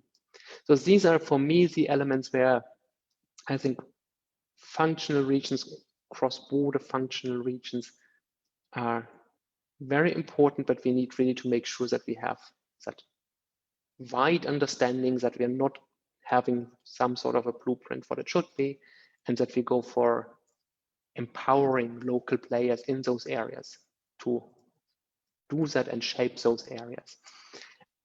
And while that all sounds extremely theoretical, in relation to the territorial agenda, colleagues of mine from mainly EPRC in Glasgow and Blue in Munich went through quite a lot of cooperation projects of very, very different kind across Europe, simply saying, are those objectives that are put forward by the territorial agenda workable? Are there examples where people work on that? And you can download the report from the website of the territorial agenda, but the graphic just shows you that for the different objectives, you find actually already existing initiatives at local, regional, national, cross-border, transnational level. And also for the functional regions, you find it at all levels. So there is a lot of material that adds on to what you're already doing. And a project I'm very fond of is on the vision for territorial governance in the Western Balkans, which has been elaborated by the Western Balkan Network on Territorial Governance. So which also underlines both the trust building aspect in it and the necessity to think beyond our standard territorial containers, and that we need to go further and cooperate. And again, I think you're doing a tremendous job there, and just now need to change it.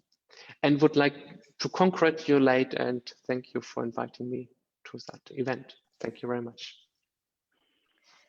Thank you very much, Mr. Burmas, for this presentation. I think it was very useful to have a deeper look into the territorial agenda, which is a very integral part of these issues. Now, moving forward, I would like to ask Mr. Daniele Del Bianco, the Director of Institute of International Sociology of Gorizia, to deliver his presentation. Mr. Del Bianco, the floor is yours.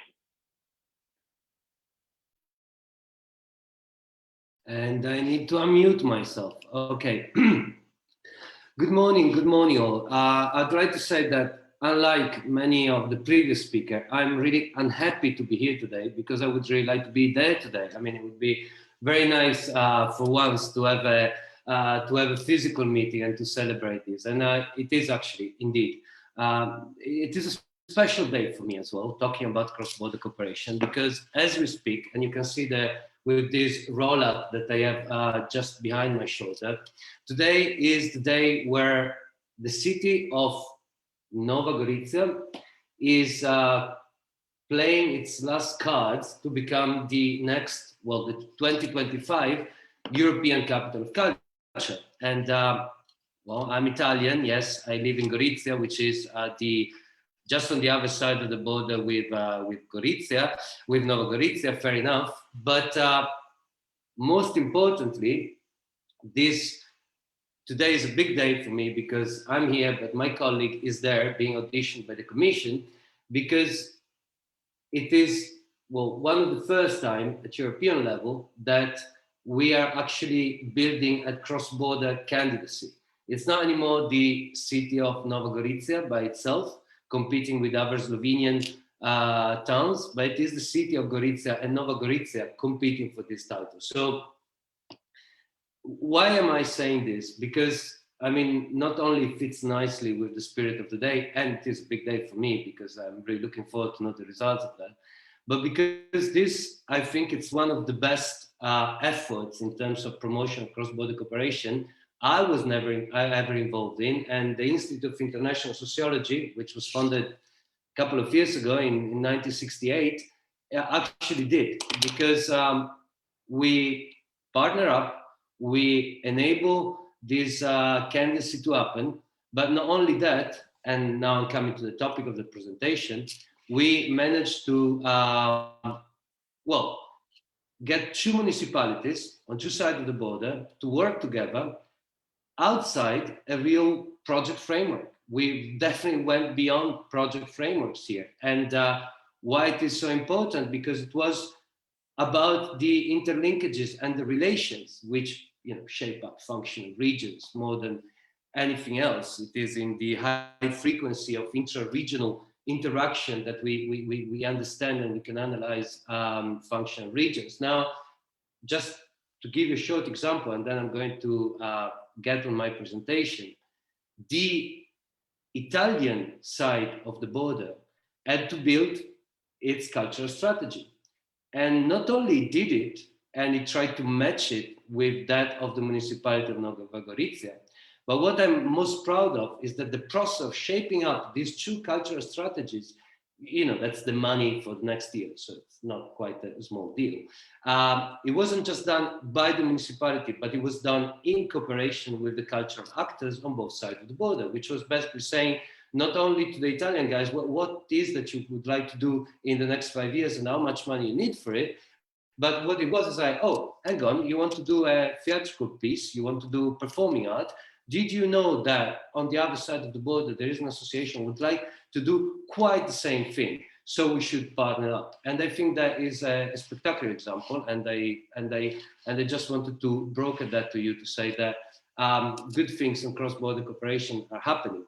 Now, that's stated, and as I'm trying to share my screen and try to find the presentation, which is not quite open yet, so give me a second for that. I have to say that I'm also very happy to be here because it was always a pleasure in the last years to work and cooperate with Czech Balkan, with Western Balkan, in the different many activities that we did, and that I guess we're quite successful in developing what we are talking today, which is trust building. Now, if I manage to share my screen, that is. Okay, that should be it. Right, I really love the title of this section because it is functional cross-border region as engines of EU integration. But when we look at the title of our session, it is also for integrated cross-border cooperation and trust building. And I was trying to understand what is the relation there that I should be talking about. And we know that functional regions is well, different from functional regions. It's looking at the region just purely from its administrative border. Now, if we look at it at the old title, I'm saying, okay, what if you take away integrated from cross-border cooperation? Or what if you take trust building from integrated trust-border cooperation as means for trust building? Well, I think what you get is not just an administrative or a region defined as an administrative term, but it is a dysfunctional region. And this is, it is not just a joke, but I really think it is very important to try to match the trust building and put it at the center of what will take to make a functional region successful, and integrated cross-border cooperation is really key to that. Now, this is a very old, I'm Italian and I'm a sociologist, so besides having to take everything I say with a double pinch of salt, you can also see that I really like boring graphs. And this is the taxonomy, the classic taxonomy of cross-border cooperation, cross-border areas, and border areas that was developed in the 70s.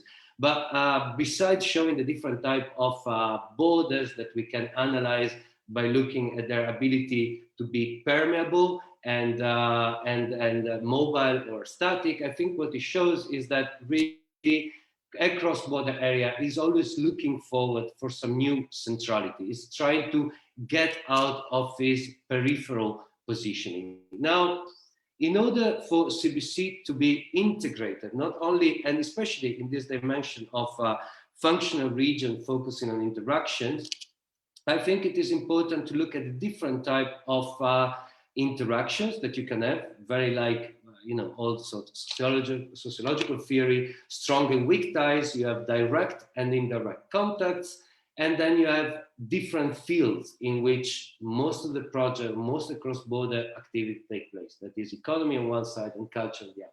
Now, of course, balancing all this direct and indirect contact and the fields of cross-border cooperation, that is a never-ending effort, right? But according, I mean, this shows that according to the predominance of one type of interaction, one topic of work, you can have different type of cross-border cooperation activities. Now, striking the right balance in between the type of interaction and the type of focus of cooperation, that is really what is key. And this links us to what I would like to talk today, which is governance and the role of citizen in fostering governance, sustainable governance at the cross-border level. Now, just reflecting on this for a little longer, I think it shows also that in order for what I really like in this graph is that it shows that direct relation, that is the interaction that happens within a border territory, they are not by themselves sufficient. They need to be backed up with relation with the respective centers. And I'm again focusing here on what was said before about multi-level governance. But it also shows that you need to have that kind of awareness at the local level, which is not localism, but promotes also some sort of autochthony. And by autochthony, not only that means a sense of shared belonging within the community, but also specificity, something that you can acquire by moving to that place, something that you can understand and therefore replicate in all the different interactions. Now, this is what I sort of would understand as integrated CBC, both at the levels of focus, of cooperation, and interaction. Now, of course, what are the preconditions? My previous speaker, they've already highlighted. I mean, it's important to have a solid legal framework that allows you to cooperate across border, and it gives you also some powers to cooperate across borders. I mean, it is very important. Gorica and Nova Gorica, for instance, they have one of the most, well, acknowledged as one of the most functioning EGDC in Europe, and they've done great projects, and it was excellent. And thanks to that, we could, you know, upgrade our infrastructure, promote health, cross-border health, and what have you. But this is not sufficient by itself. I mean, this capital of culture effort, for instance, brought together, even at time of COVID, many more citizens in the area understanding what cross-border cooperation is, much more in terms of visibility than the EGTC itself. Of course, there is a relation, one is functional to the other, but this is just to say that not only legal or financial provision, they determine this capacity to promote integrated CBC and to really promote the development of border areas. The operational context is very important. The awareness of the operational context is very important, that goes from the joint recognition of the problems and the joint elaboration of the strategies to be performed. And a key aspect, of course, is the CBC actors and powers. Now, we know that no mayor ever gets elected to perform cross-border cooperation. Mayor gets elected if he's managing to use cross-border cooperation as a tool to make the life of his or her citizen better. So the point I want to show here, however, that we need some governance structure in order to manage all this complexity. And there are different types. There's no time to go into here of the different cross-border governance arrangements that have been built through time. However, something that is a risk for any of these arrangements is the lack of political accountability. And you know what I mean by it. There is no election for a cross-border mayor, at least not that I am aware, but maybe hopefully my son will be able to see that by the time he can vote. And hopefully that will be done through the help of CESCI and Western Balkans that will work in promoting CBC even further. Now, the political accountability is a huge issue because it is a key facet of trust building. If you look at the Eurobarometer just in spring 2019 and you compare to the results of the Eurobarometer in spring 2020 because of the COVID pandemic, well, you can see, although little decrease of trust in the European Union, and for some countries a lot of distrust, such as Italy, and you can see that there is a raise in the trust of national government. That is quite an interesting facet, and we do not want citizens to feel that they are taken out or they are not part of this governance of cross-border territory. So how do we include them? Now, we're running a little bit late with time. I'm just presenting here some of the main conclusions of a major study that was performed by us under the Council of Europe, auspiced a couple of years ago, trying to look at the different forms of citizen engagement in cross-border governance structure across Europe. Now, we have standard forms, so to say, of citizen engagement. This is through representation with election. We have the possibility of citizens to act directly, for instance, through referendum, but it is also about the engagement of citizens within the civil society, informal network. You remember that's what I said before about direct and indirect relation, in order to bring their voice to the political forum and influence the decision-making process. Now, why is it important? Because it is at the basis of CBC sustainability, because it does not depend just on the elected representative. It is spanning through a cycle of interest, which is much longer than any project funded by Interreg or any other initiatives. It makes CBC more effective because it is grounded in the in the local understanding, in the needs, and in the possibilities of the citizen, and therefore it should ensure this sense of local accountability, that we are taking care of citizen interests, that we are striving for the principle of good governance as highlighted by the Council of Europe, such as efficiency and effectiveness, the minimization of public costs, and the respect of ethics of public administration. Now, of course, there is always this dilemma. On one side, there is the willingness to participate, and the other one is the possibility to participate. Opening up the participation fora, it does not necessarily imply that there is a willingness to participate. And that's often the case because some of these processes are too complex, or they're made too complex, are not explained properly enough. I mean, think about any experience you might have with participatory budgeting. I mean, one of the main things there is to explain what a public budget is and how it is run and what different chapters within the budget actually mean and how they are explained. So what I'm saying is that the opportunity offered to participate is not itself sufficient. Now, what is the rationale for the participation at the cross-border level? Well, first of all, it fights the lack of political accountability by bringing more legitimization to CBC structure in a democratic way. I mean, if you think even about the EGCT, you have an assembly which is composed by some elected representative, but is not directly interacting with the citizen. He promotes multi-level governance, of course, because having this relation to the citizen, you need to relate also all the other governance institutions which represent them.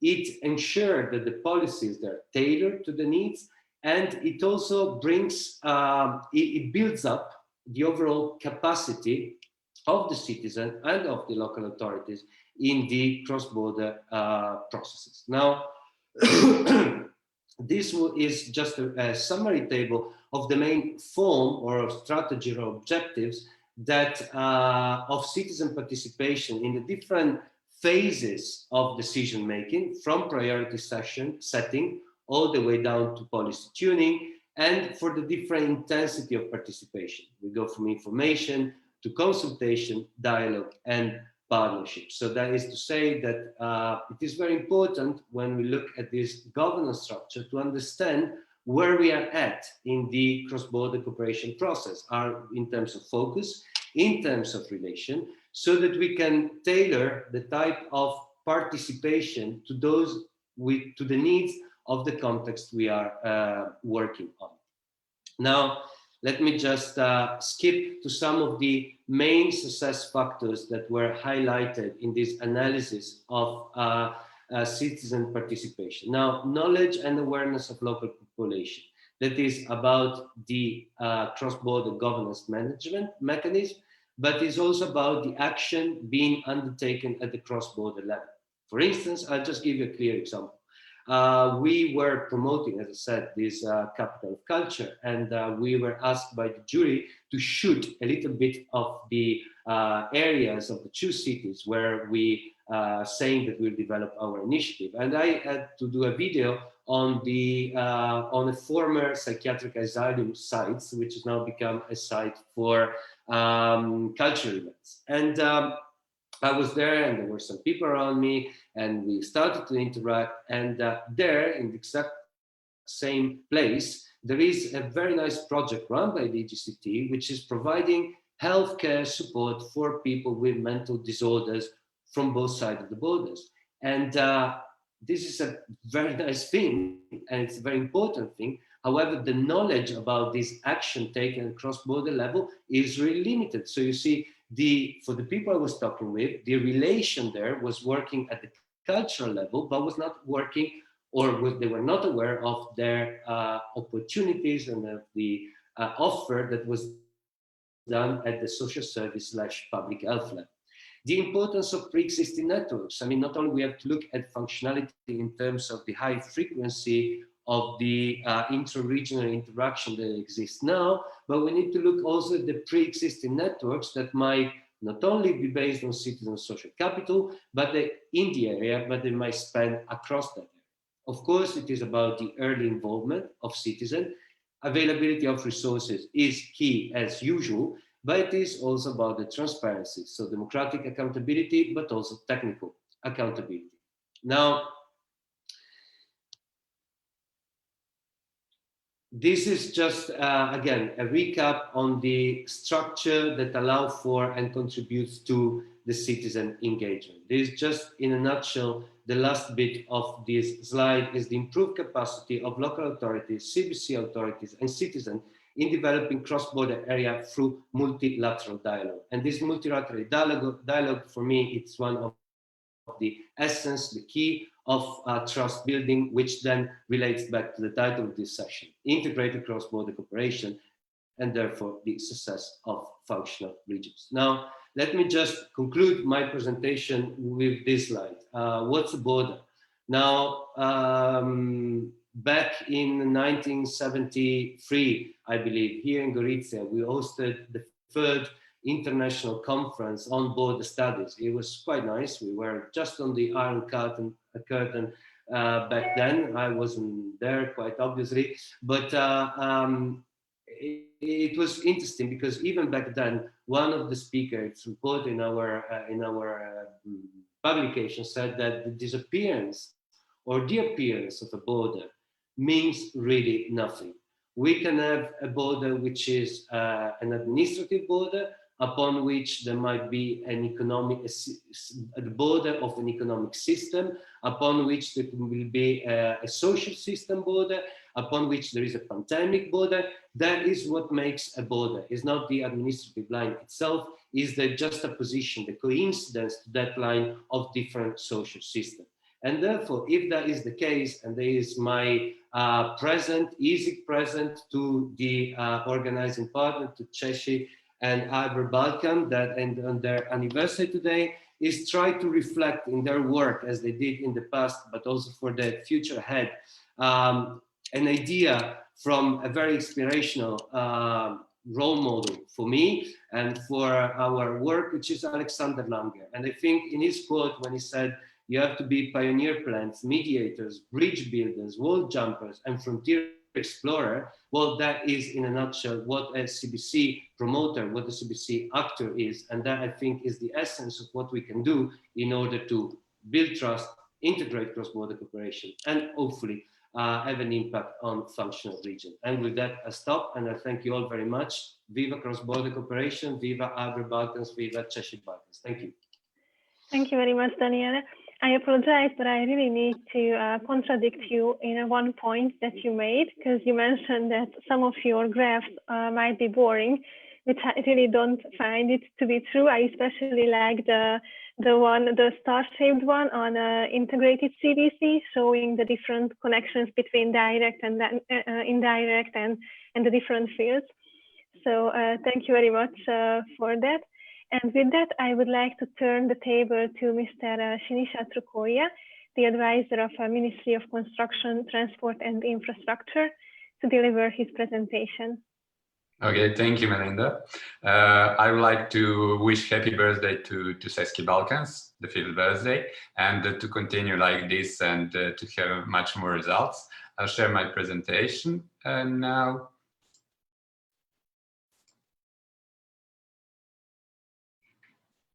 Okay.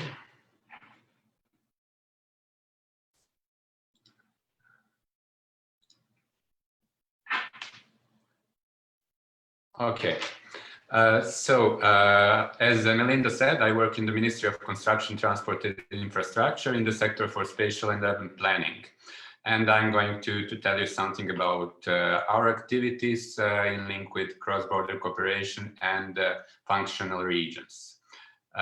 We have the Spatial Plan of the Republic of Serbia for the first time adopted in 1996 for the period of 15 years and until 2010, and the second one, which is still in force from 2010 to 2020. So this year, this month, it is coming to its end, and it is the new Spatial Plan of the Republic of Serbia is being elaborated currently, again for the period of 15 years, so until 2035. For cross-border cooperation, it is important that it was not a topic in the first spatial plan from 1996, but in the second one from 2010, there was a chapter which was called Spatial Integration with the Surrounding, and the topics of cross-border cooperation and transnational cooperation were in that plan. So those are two small maps from the current spatial plan of the Republic of Serbia. The first one is presenting, because it was elaborated in 2010, then it was Southeast Europe transnational area. Now we have two transnational areas where we are involved. And the second map is presenting cross-border areas, cross-border cooperations that were funded by IPA and managed by the Ministry of European Integration. There were 6 cross-border areas at that moment, and in the meantime, we got another one. We cannot see the maps. It's the first slide of the presentation. It's not going further. Ready? Okay, so I'll try to. Can you see them like this? Yes. Okay, so I'll show you just the maps, and then I'll find a way how to continue. So the second map is showing the cross-border cooperation areas, the 6 cross-border cooperation areas of Republic of Serbia in 2010. In the meantime, we got the 7th one with North Macedonia now, and so currently there are 7 cross-border cooperation areas. And currently, for the new programming period from 2021 to 2027, we are preparing the new cooperation programs together with the Ministry of European Integration, and our ministry is involved as well. And we are trying to strengthen the territorial component in those cross-border cooperation programs and the projects which are going to come afterwards. We are also in touch with the ESPON and the URBACT programs of European Union, and maybe it's around the time that Western Balkan countries get involved in those programs of European Union. So the next slide.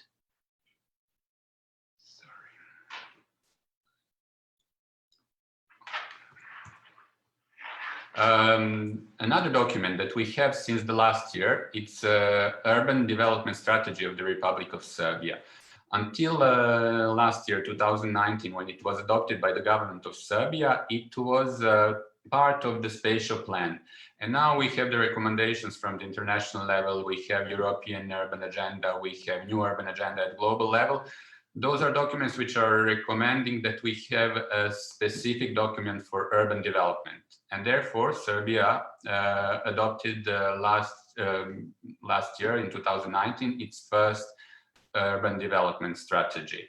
Anna mentioned it in her presentation. CESCI was a stakeholder which was participating in the elaboration of this strategy, and currently we are making the action plan for first 3 years of the implementation of that strategy. The action plan is in the final phase and it should be adopted by the government soon as well.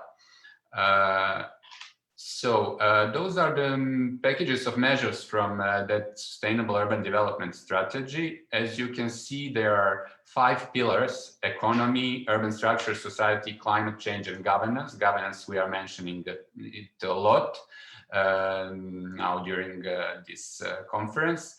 And there we recognized also cross-border cooperation in that pillar of governance. Although the strategy is promoting integrated approach, so it is present in all topics, of course, because we have cross-border cooperation for different topics. We translated in Serbian some documents, so I just put in purpose pages of those documents in Serbian language. The first one is Territorial Agenda of European Union from 2011. We've heard from Kai now that the new territorial agenda until 2030 is adopted. I hope we are going to translate it as well in Serbian to make it easier for use for stakeholders in Serbia. The agenda from 2011 was adopted under Hungarian presidency, so that's something that we mentioned as well, that Hungary is really an example country for those cooperations. The second document are international guidelines on urban and territorial planning. The first document at global level, which is directly dealing with territorial and urban planning, and which was also translated in English and in Serbian, and the new urban agenda that Anna mentioned, which is also translated in Serbian language. I'm here pointing out from new urban agenda, the paragraph 96, which is dealing with the cross-border cooperation, and I tried to underline here, to bold it, the cross-border cooperation and the functional territories. So cooperation mechanism based on functional territories and urban areas. So it's not only in Europe that we have that recommendation, but it's a worldwide but we have that intention and that push through this document to have cross-border cooperation. Here I'm pointing out also the measure from the Sustainable Urban Development Strategy, the measure which is intermunicipal and transborder cooperation or cross-border cooperation, and which was introduced in this strategy during the participatory process of elaboration of this strategy. Those are some maps from the spatial plans, national spatial plans of Republic of Serbia.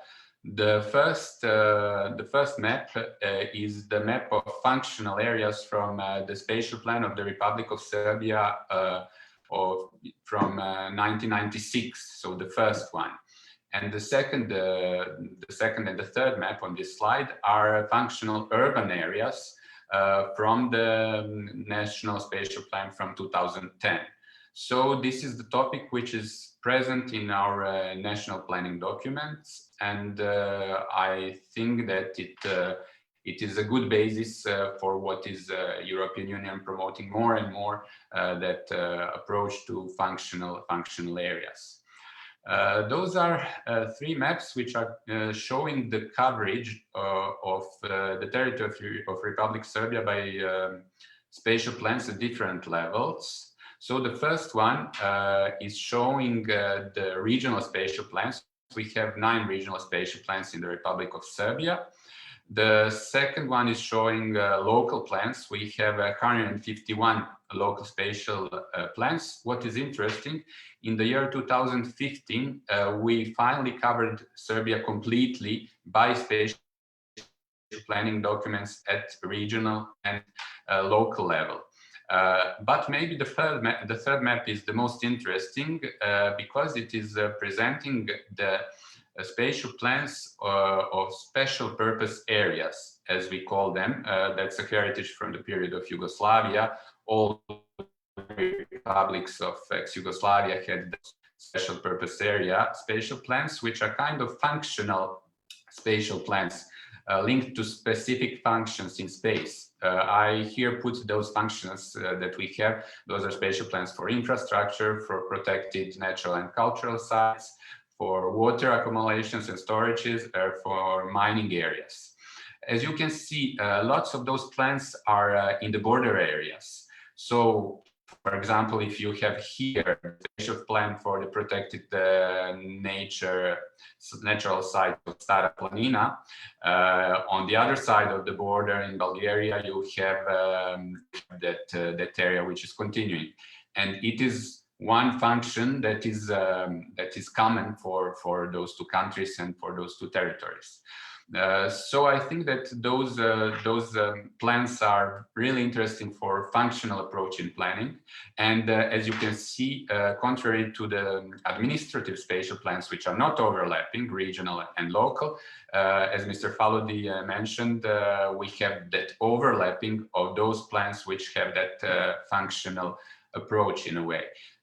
So I had to put them in different colors and so on, that we can see that they are overlapping functions and are overlapping in space, and there we have the integrated approach, which should integrate all those different functions. Thank you for your attention. That was my presentation, and let's go on. Thank you very much, Mr. Trukuja, for your presentation. It very nicely completed the previous ones, and also concluded, summarized the work and the strategies and documents that already been done in these issues. So we are a tiny bit running late with time, but I believe it would be a shame not to open the floor for the participants. So should you have any questions or remarks, you can either raise your hand or write it in the chat. Maybe we can squeeze in 2 or 3 questions. Mrs. Elena Sadovnikova already indicated that she would like to say something. So please, Mrs. Sadovnika, the floor is yours.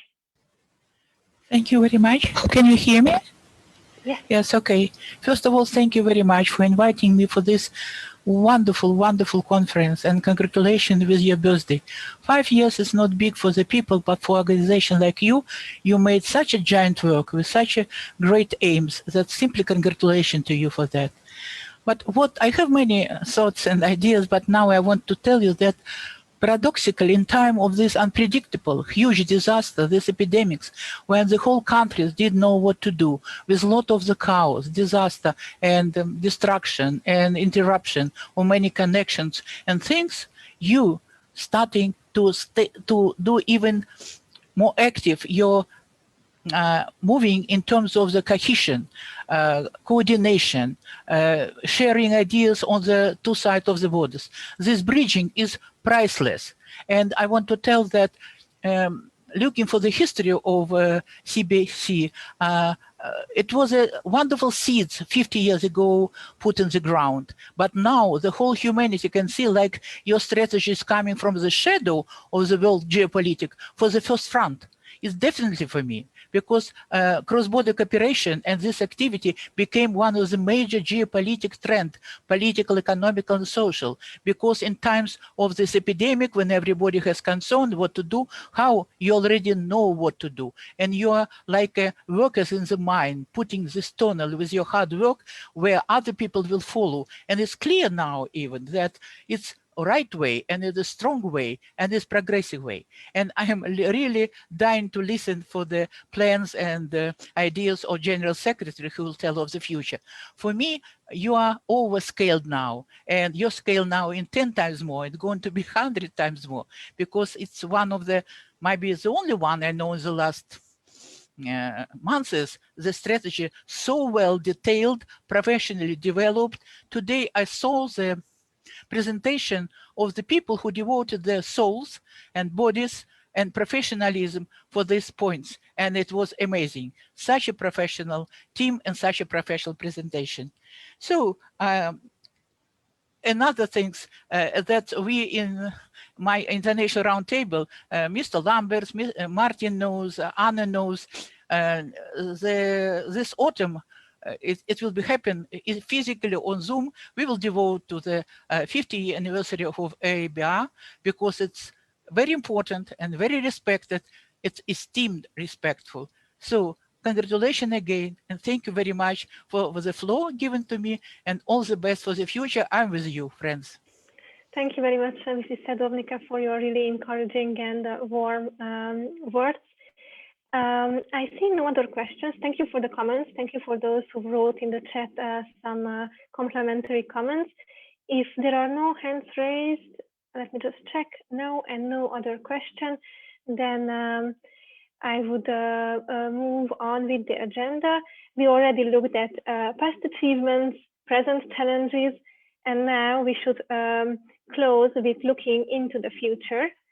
So firstly, I would like to ask Mr. Enér Kapetanović from the Regional Cooperation Council to offer us some glimpses of vision or future perspectives that he sees in connection with these topics. Thank you very much. First of all, I also would like to join all those who congratulate this 5th anniversary to CESCI. We turned 10 a couple of years ago, and we walked the path, and it's, as someone rightly pointed out, I mean, it's not how many years you turned, but what you did in those years. So actually, congratulations for everything you've done so far. It is a pleasure to address you on this topic, not only because the cooperation across the Western Balkans and Southeast Europe is one of the main reasons of the Regional Cooperation Council's existence, but because this is perhaps the best time in the last few years to speak of its future. From the impetus of the EU in form of the socioeconomic integration plan and package of recovery and support to the Western Balkans that Mr. Várhelyi touched upon in his introductory speech, pre-recorded, to the so-called mini Schengen initiative, which was transformed into a comprehensive common regional market agenda there are significant reasons for optimism and really looking to the future when the Western Balkans is concerned. Since the topic is about functional cross-border cooperation in the context of the EU enlargement, it will not be fair to look back in the future before we really look back to the past. And I know, don't worry. I mean, I know when you mention past in the Western Balkans, you know, people got alerted because, you know, there is the expression that the Western Balkans is overburdened by history. No, actually, I'm partly going to kind of mention past as a good referencing point of success of the region of the Western Balkans. Some 2 decades ago, the region of the Western Balkans was still plagued by sentiment of post-war mistrust, open animosity, with neighboring countries barely ready to exchange even maybe diplomatic representations, let alone working together on common and coherent plan. In the 20 years, we have witnessed the maturing of the comprehension of what real cooperation could mean.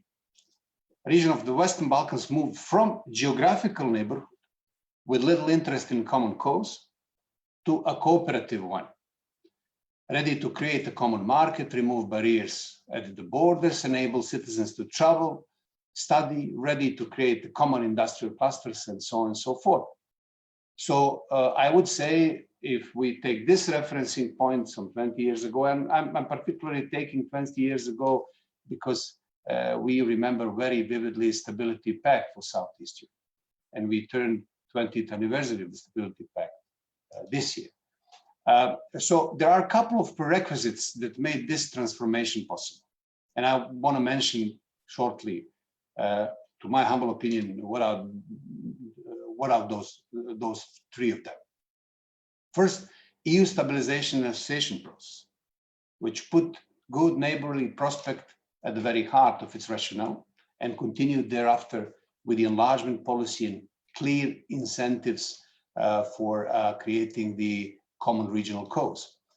Growing notion of economic, cultural, and societal interdependency, which was further generated by economic rationale and especially generated by business community, which wanted actually to remove barrier and not to look, as Mr. Várhelyi rightly pointed out, at the borders as barriers.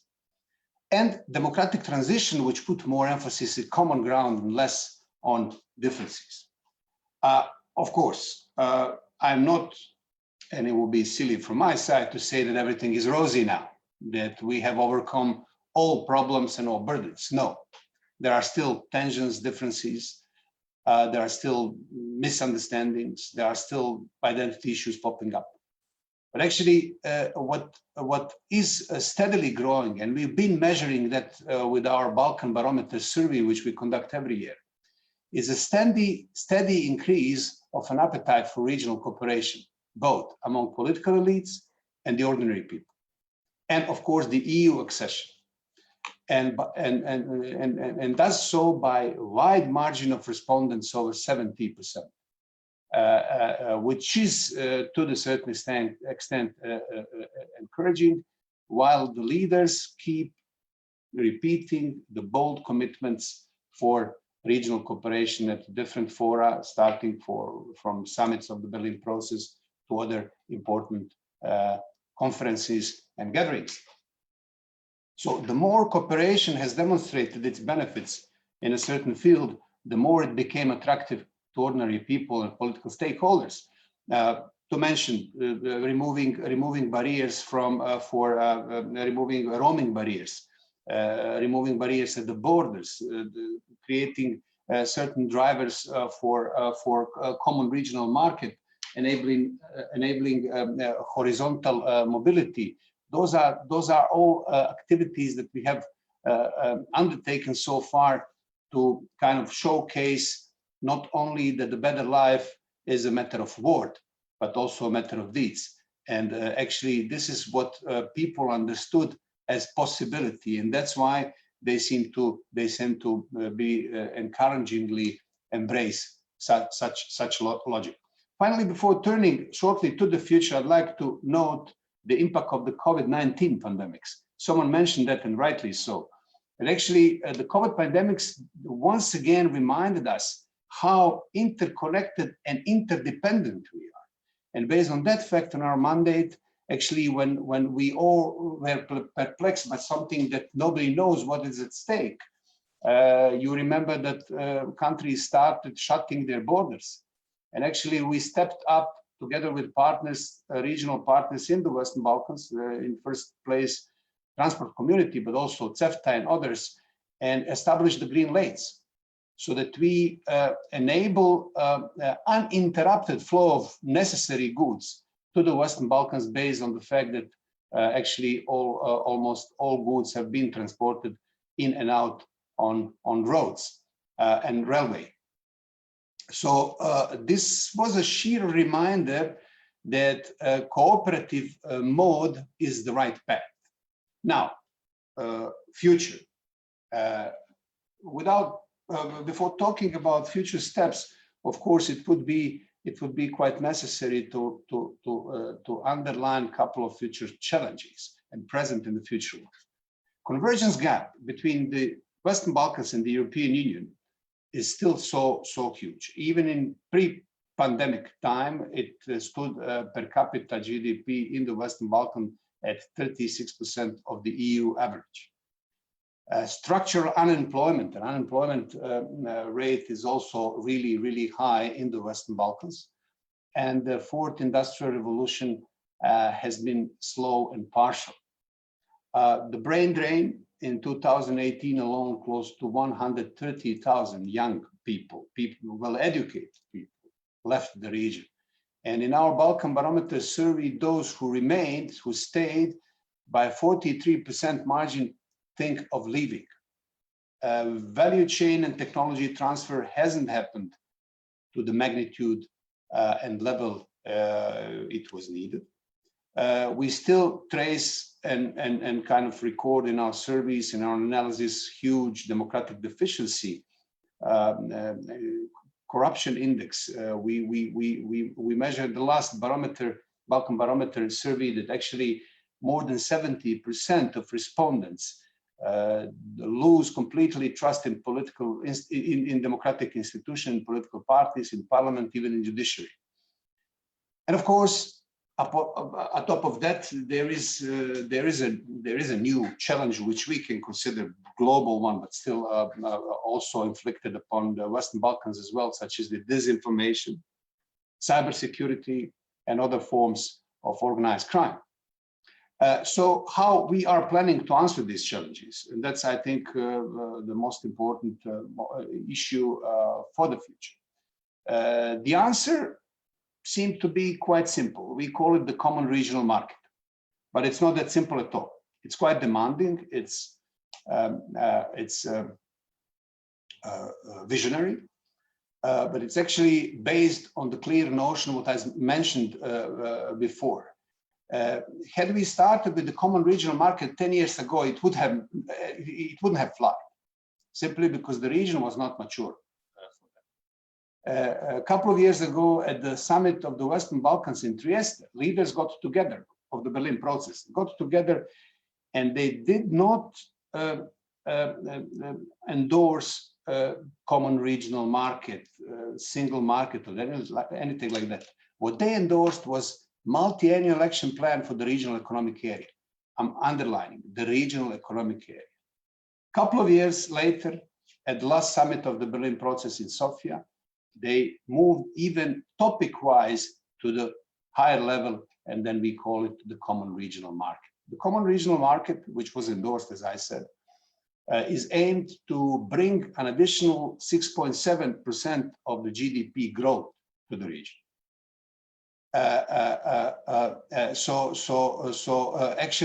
Then we also would like to kind of increase the free movement of services, a regional digital area, someone mentioned that, regional investment area, a regional industrial and innovation area, green and circular economy, and security cooperation. Since my time is running and I need to kind of be mindful of that, I would conclude by saying that actually there is a lot of things to do ahead of the Western Balkans, but I think that there is a readiness, and there are three types of readiness, if I may say. There is a readiness of the European Union to support financially, politically, which was clearly done in recent decisions.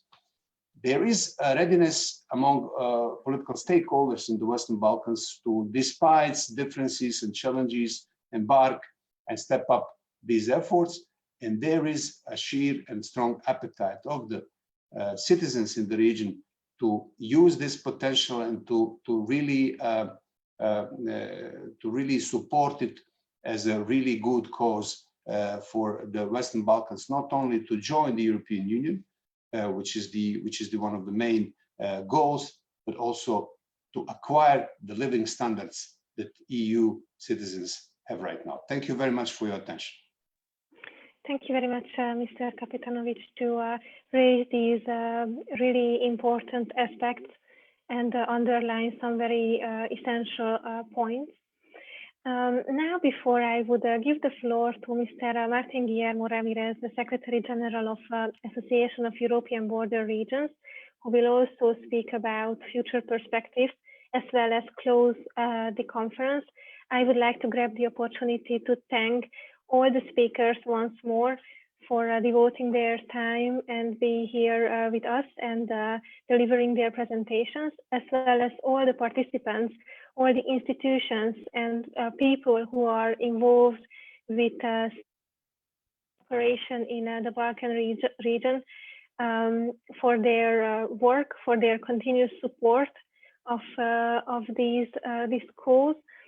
And as well as I would like to extend a really warm thank you for Lydia Kapicic for interpreting today and helping us understand each other better. I would like to wish everyone a really safe, healthy and peaceful holiday season. I believe that everyone deserves a break after this challenging year. And I hope that we will continue to work together in the coming new year.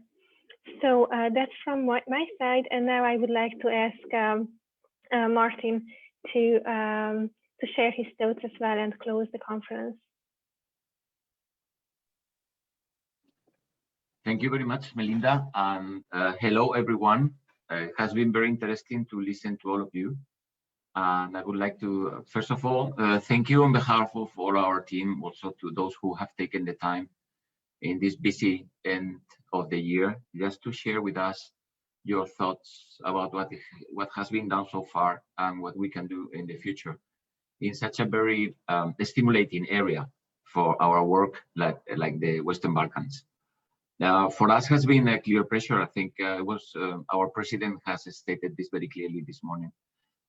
How logic was the partnership with CESCI when we had started some years ago to observe what was going on in Western Balkans, and then suddenly we saw that there was a huge work to try to know everything what was going on there and to try to have a better information in order to deliver some good advice, etc. Then we very quickly we understood that first we needed to learn what was going on, the different cultures. So whatever that we have already identified in other borders, it was happening in the Balkans, but in a mosaic place, you know much better than we are. The different interaction between different borders, a lot of triple borders, not only territorial or politic borders, you have other type of borders too, like many other border areas, but altogether, okay, well, it's mosaic, patchwork, playground, whatever you can call it. In any case, it's a much better scenario than the scenario that our parents or grandparents had to deal with. Now we are, at the end of the day, we are quite lucky. Perhaps in the EU, we are more lucky than in the Balkans, but altogether, let's say living in Europe, we are thinking of opportunities, what we are going to do when we have the vaccine and all the, there is an enormous budget that has been approved with a strong focus on local and regional authorities. And all the time, really, I'm thinking of my colleagues in Latin America or Africa, where some of them, especially in Africa, they will be lucky if they receive their vaccines by 2022 or 2023. This is the reality. So we have to be humble and be thankful for living in the continent we are. 100 years ago, probably this was not the best option. Many people were living from the continent wherever, but now everybody wants to come to Europe. And then I think we have a mission in the Western Balkans where this process of integration has to be speed up.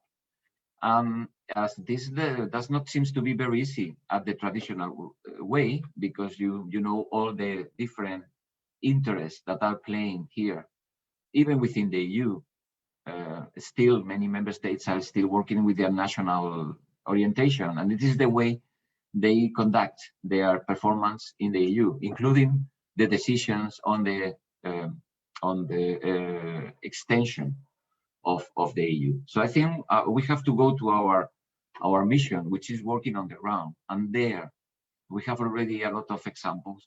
We can produce clear material of integration made by the citizens in their interaction across the border. This is the most interesting tissue that we can use to build up this living organism that we call territorial cooperation, where more and more, especially among our family, the boundaries between EU internal cooperation, EU external cooperation, EU external but neighborhood, and then pre-accession is different.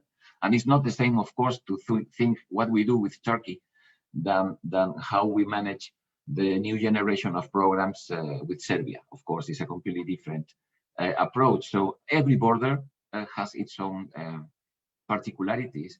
And we are lucky that we have so many today. We have seen such a different type of expertise, and there are more. But today, of course, we have a great selection of very good friends working in the Balkans, within or from outside or from around the corner for many years. So it has been a pleasure to see many colleagues. Of course, CESCI and AEBR Balkans, which we are working more and more together. But also Daniele, I would like to announce, even this is not the right place, but the Friuli Venezia Giulia has joined again AEBR 3-4 days ago. So now, whenever they open the border, Daniele, I will be there because we have a lunch pendant for the last 2 years. So, and then, yeah, I think that this is a perfect time. The budget of the EU has been approved. The programs are going to be visible very soon. It's the time to close the previous period. We're going to open the new one. There is a lot of flexibility around. IT make possible that we can ask now an expert from Canada to help us, and they don't need to travel to Belgrade or to Berlin. I think we are trying to convert this situation of the COVID into an opportunity to meet more, to create this trust that was running across all the interventions I have heard. And look, if you put all this expertise and we are able to capitalize this together, the only result can be a much better conditions, living conditions for the citizens living in border areas, particularly in the Balkans. I think the enterprise is amazing enough to commit ourselves to keep on working in this direction. Of course, this has been only 5 years of cooperation within CESCI and AEBR, but this has only started, my friends. There is an amazing 7 years in front of us, and particularly the next 3, where we have to be able to build resilience, to activate our SMEs, to retain talent, to make the young people aware that staying in the territory is even much better than going to London, especially, or to any other big city. So let's try to change the general trend, and let's be enthusiastic as we have been always, because the best is yet to come. I thank you very much for giving me the opportunity to talk at the end, which is a very nice, always it's very nice because you can summarize and everybody will be very happy. But I really appreciate your participation. Here we are, and let's, Jula, Erwin, Anna, let's see when we meet next. Thank you very much. Melinda, thanks a lot for your beautiful moderation. We have felt very, very well here. Thanks a lot. Thank you, all of you. Take care and stay safe.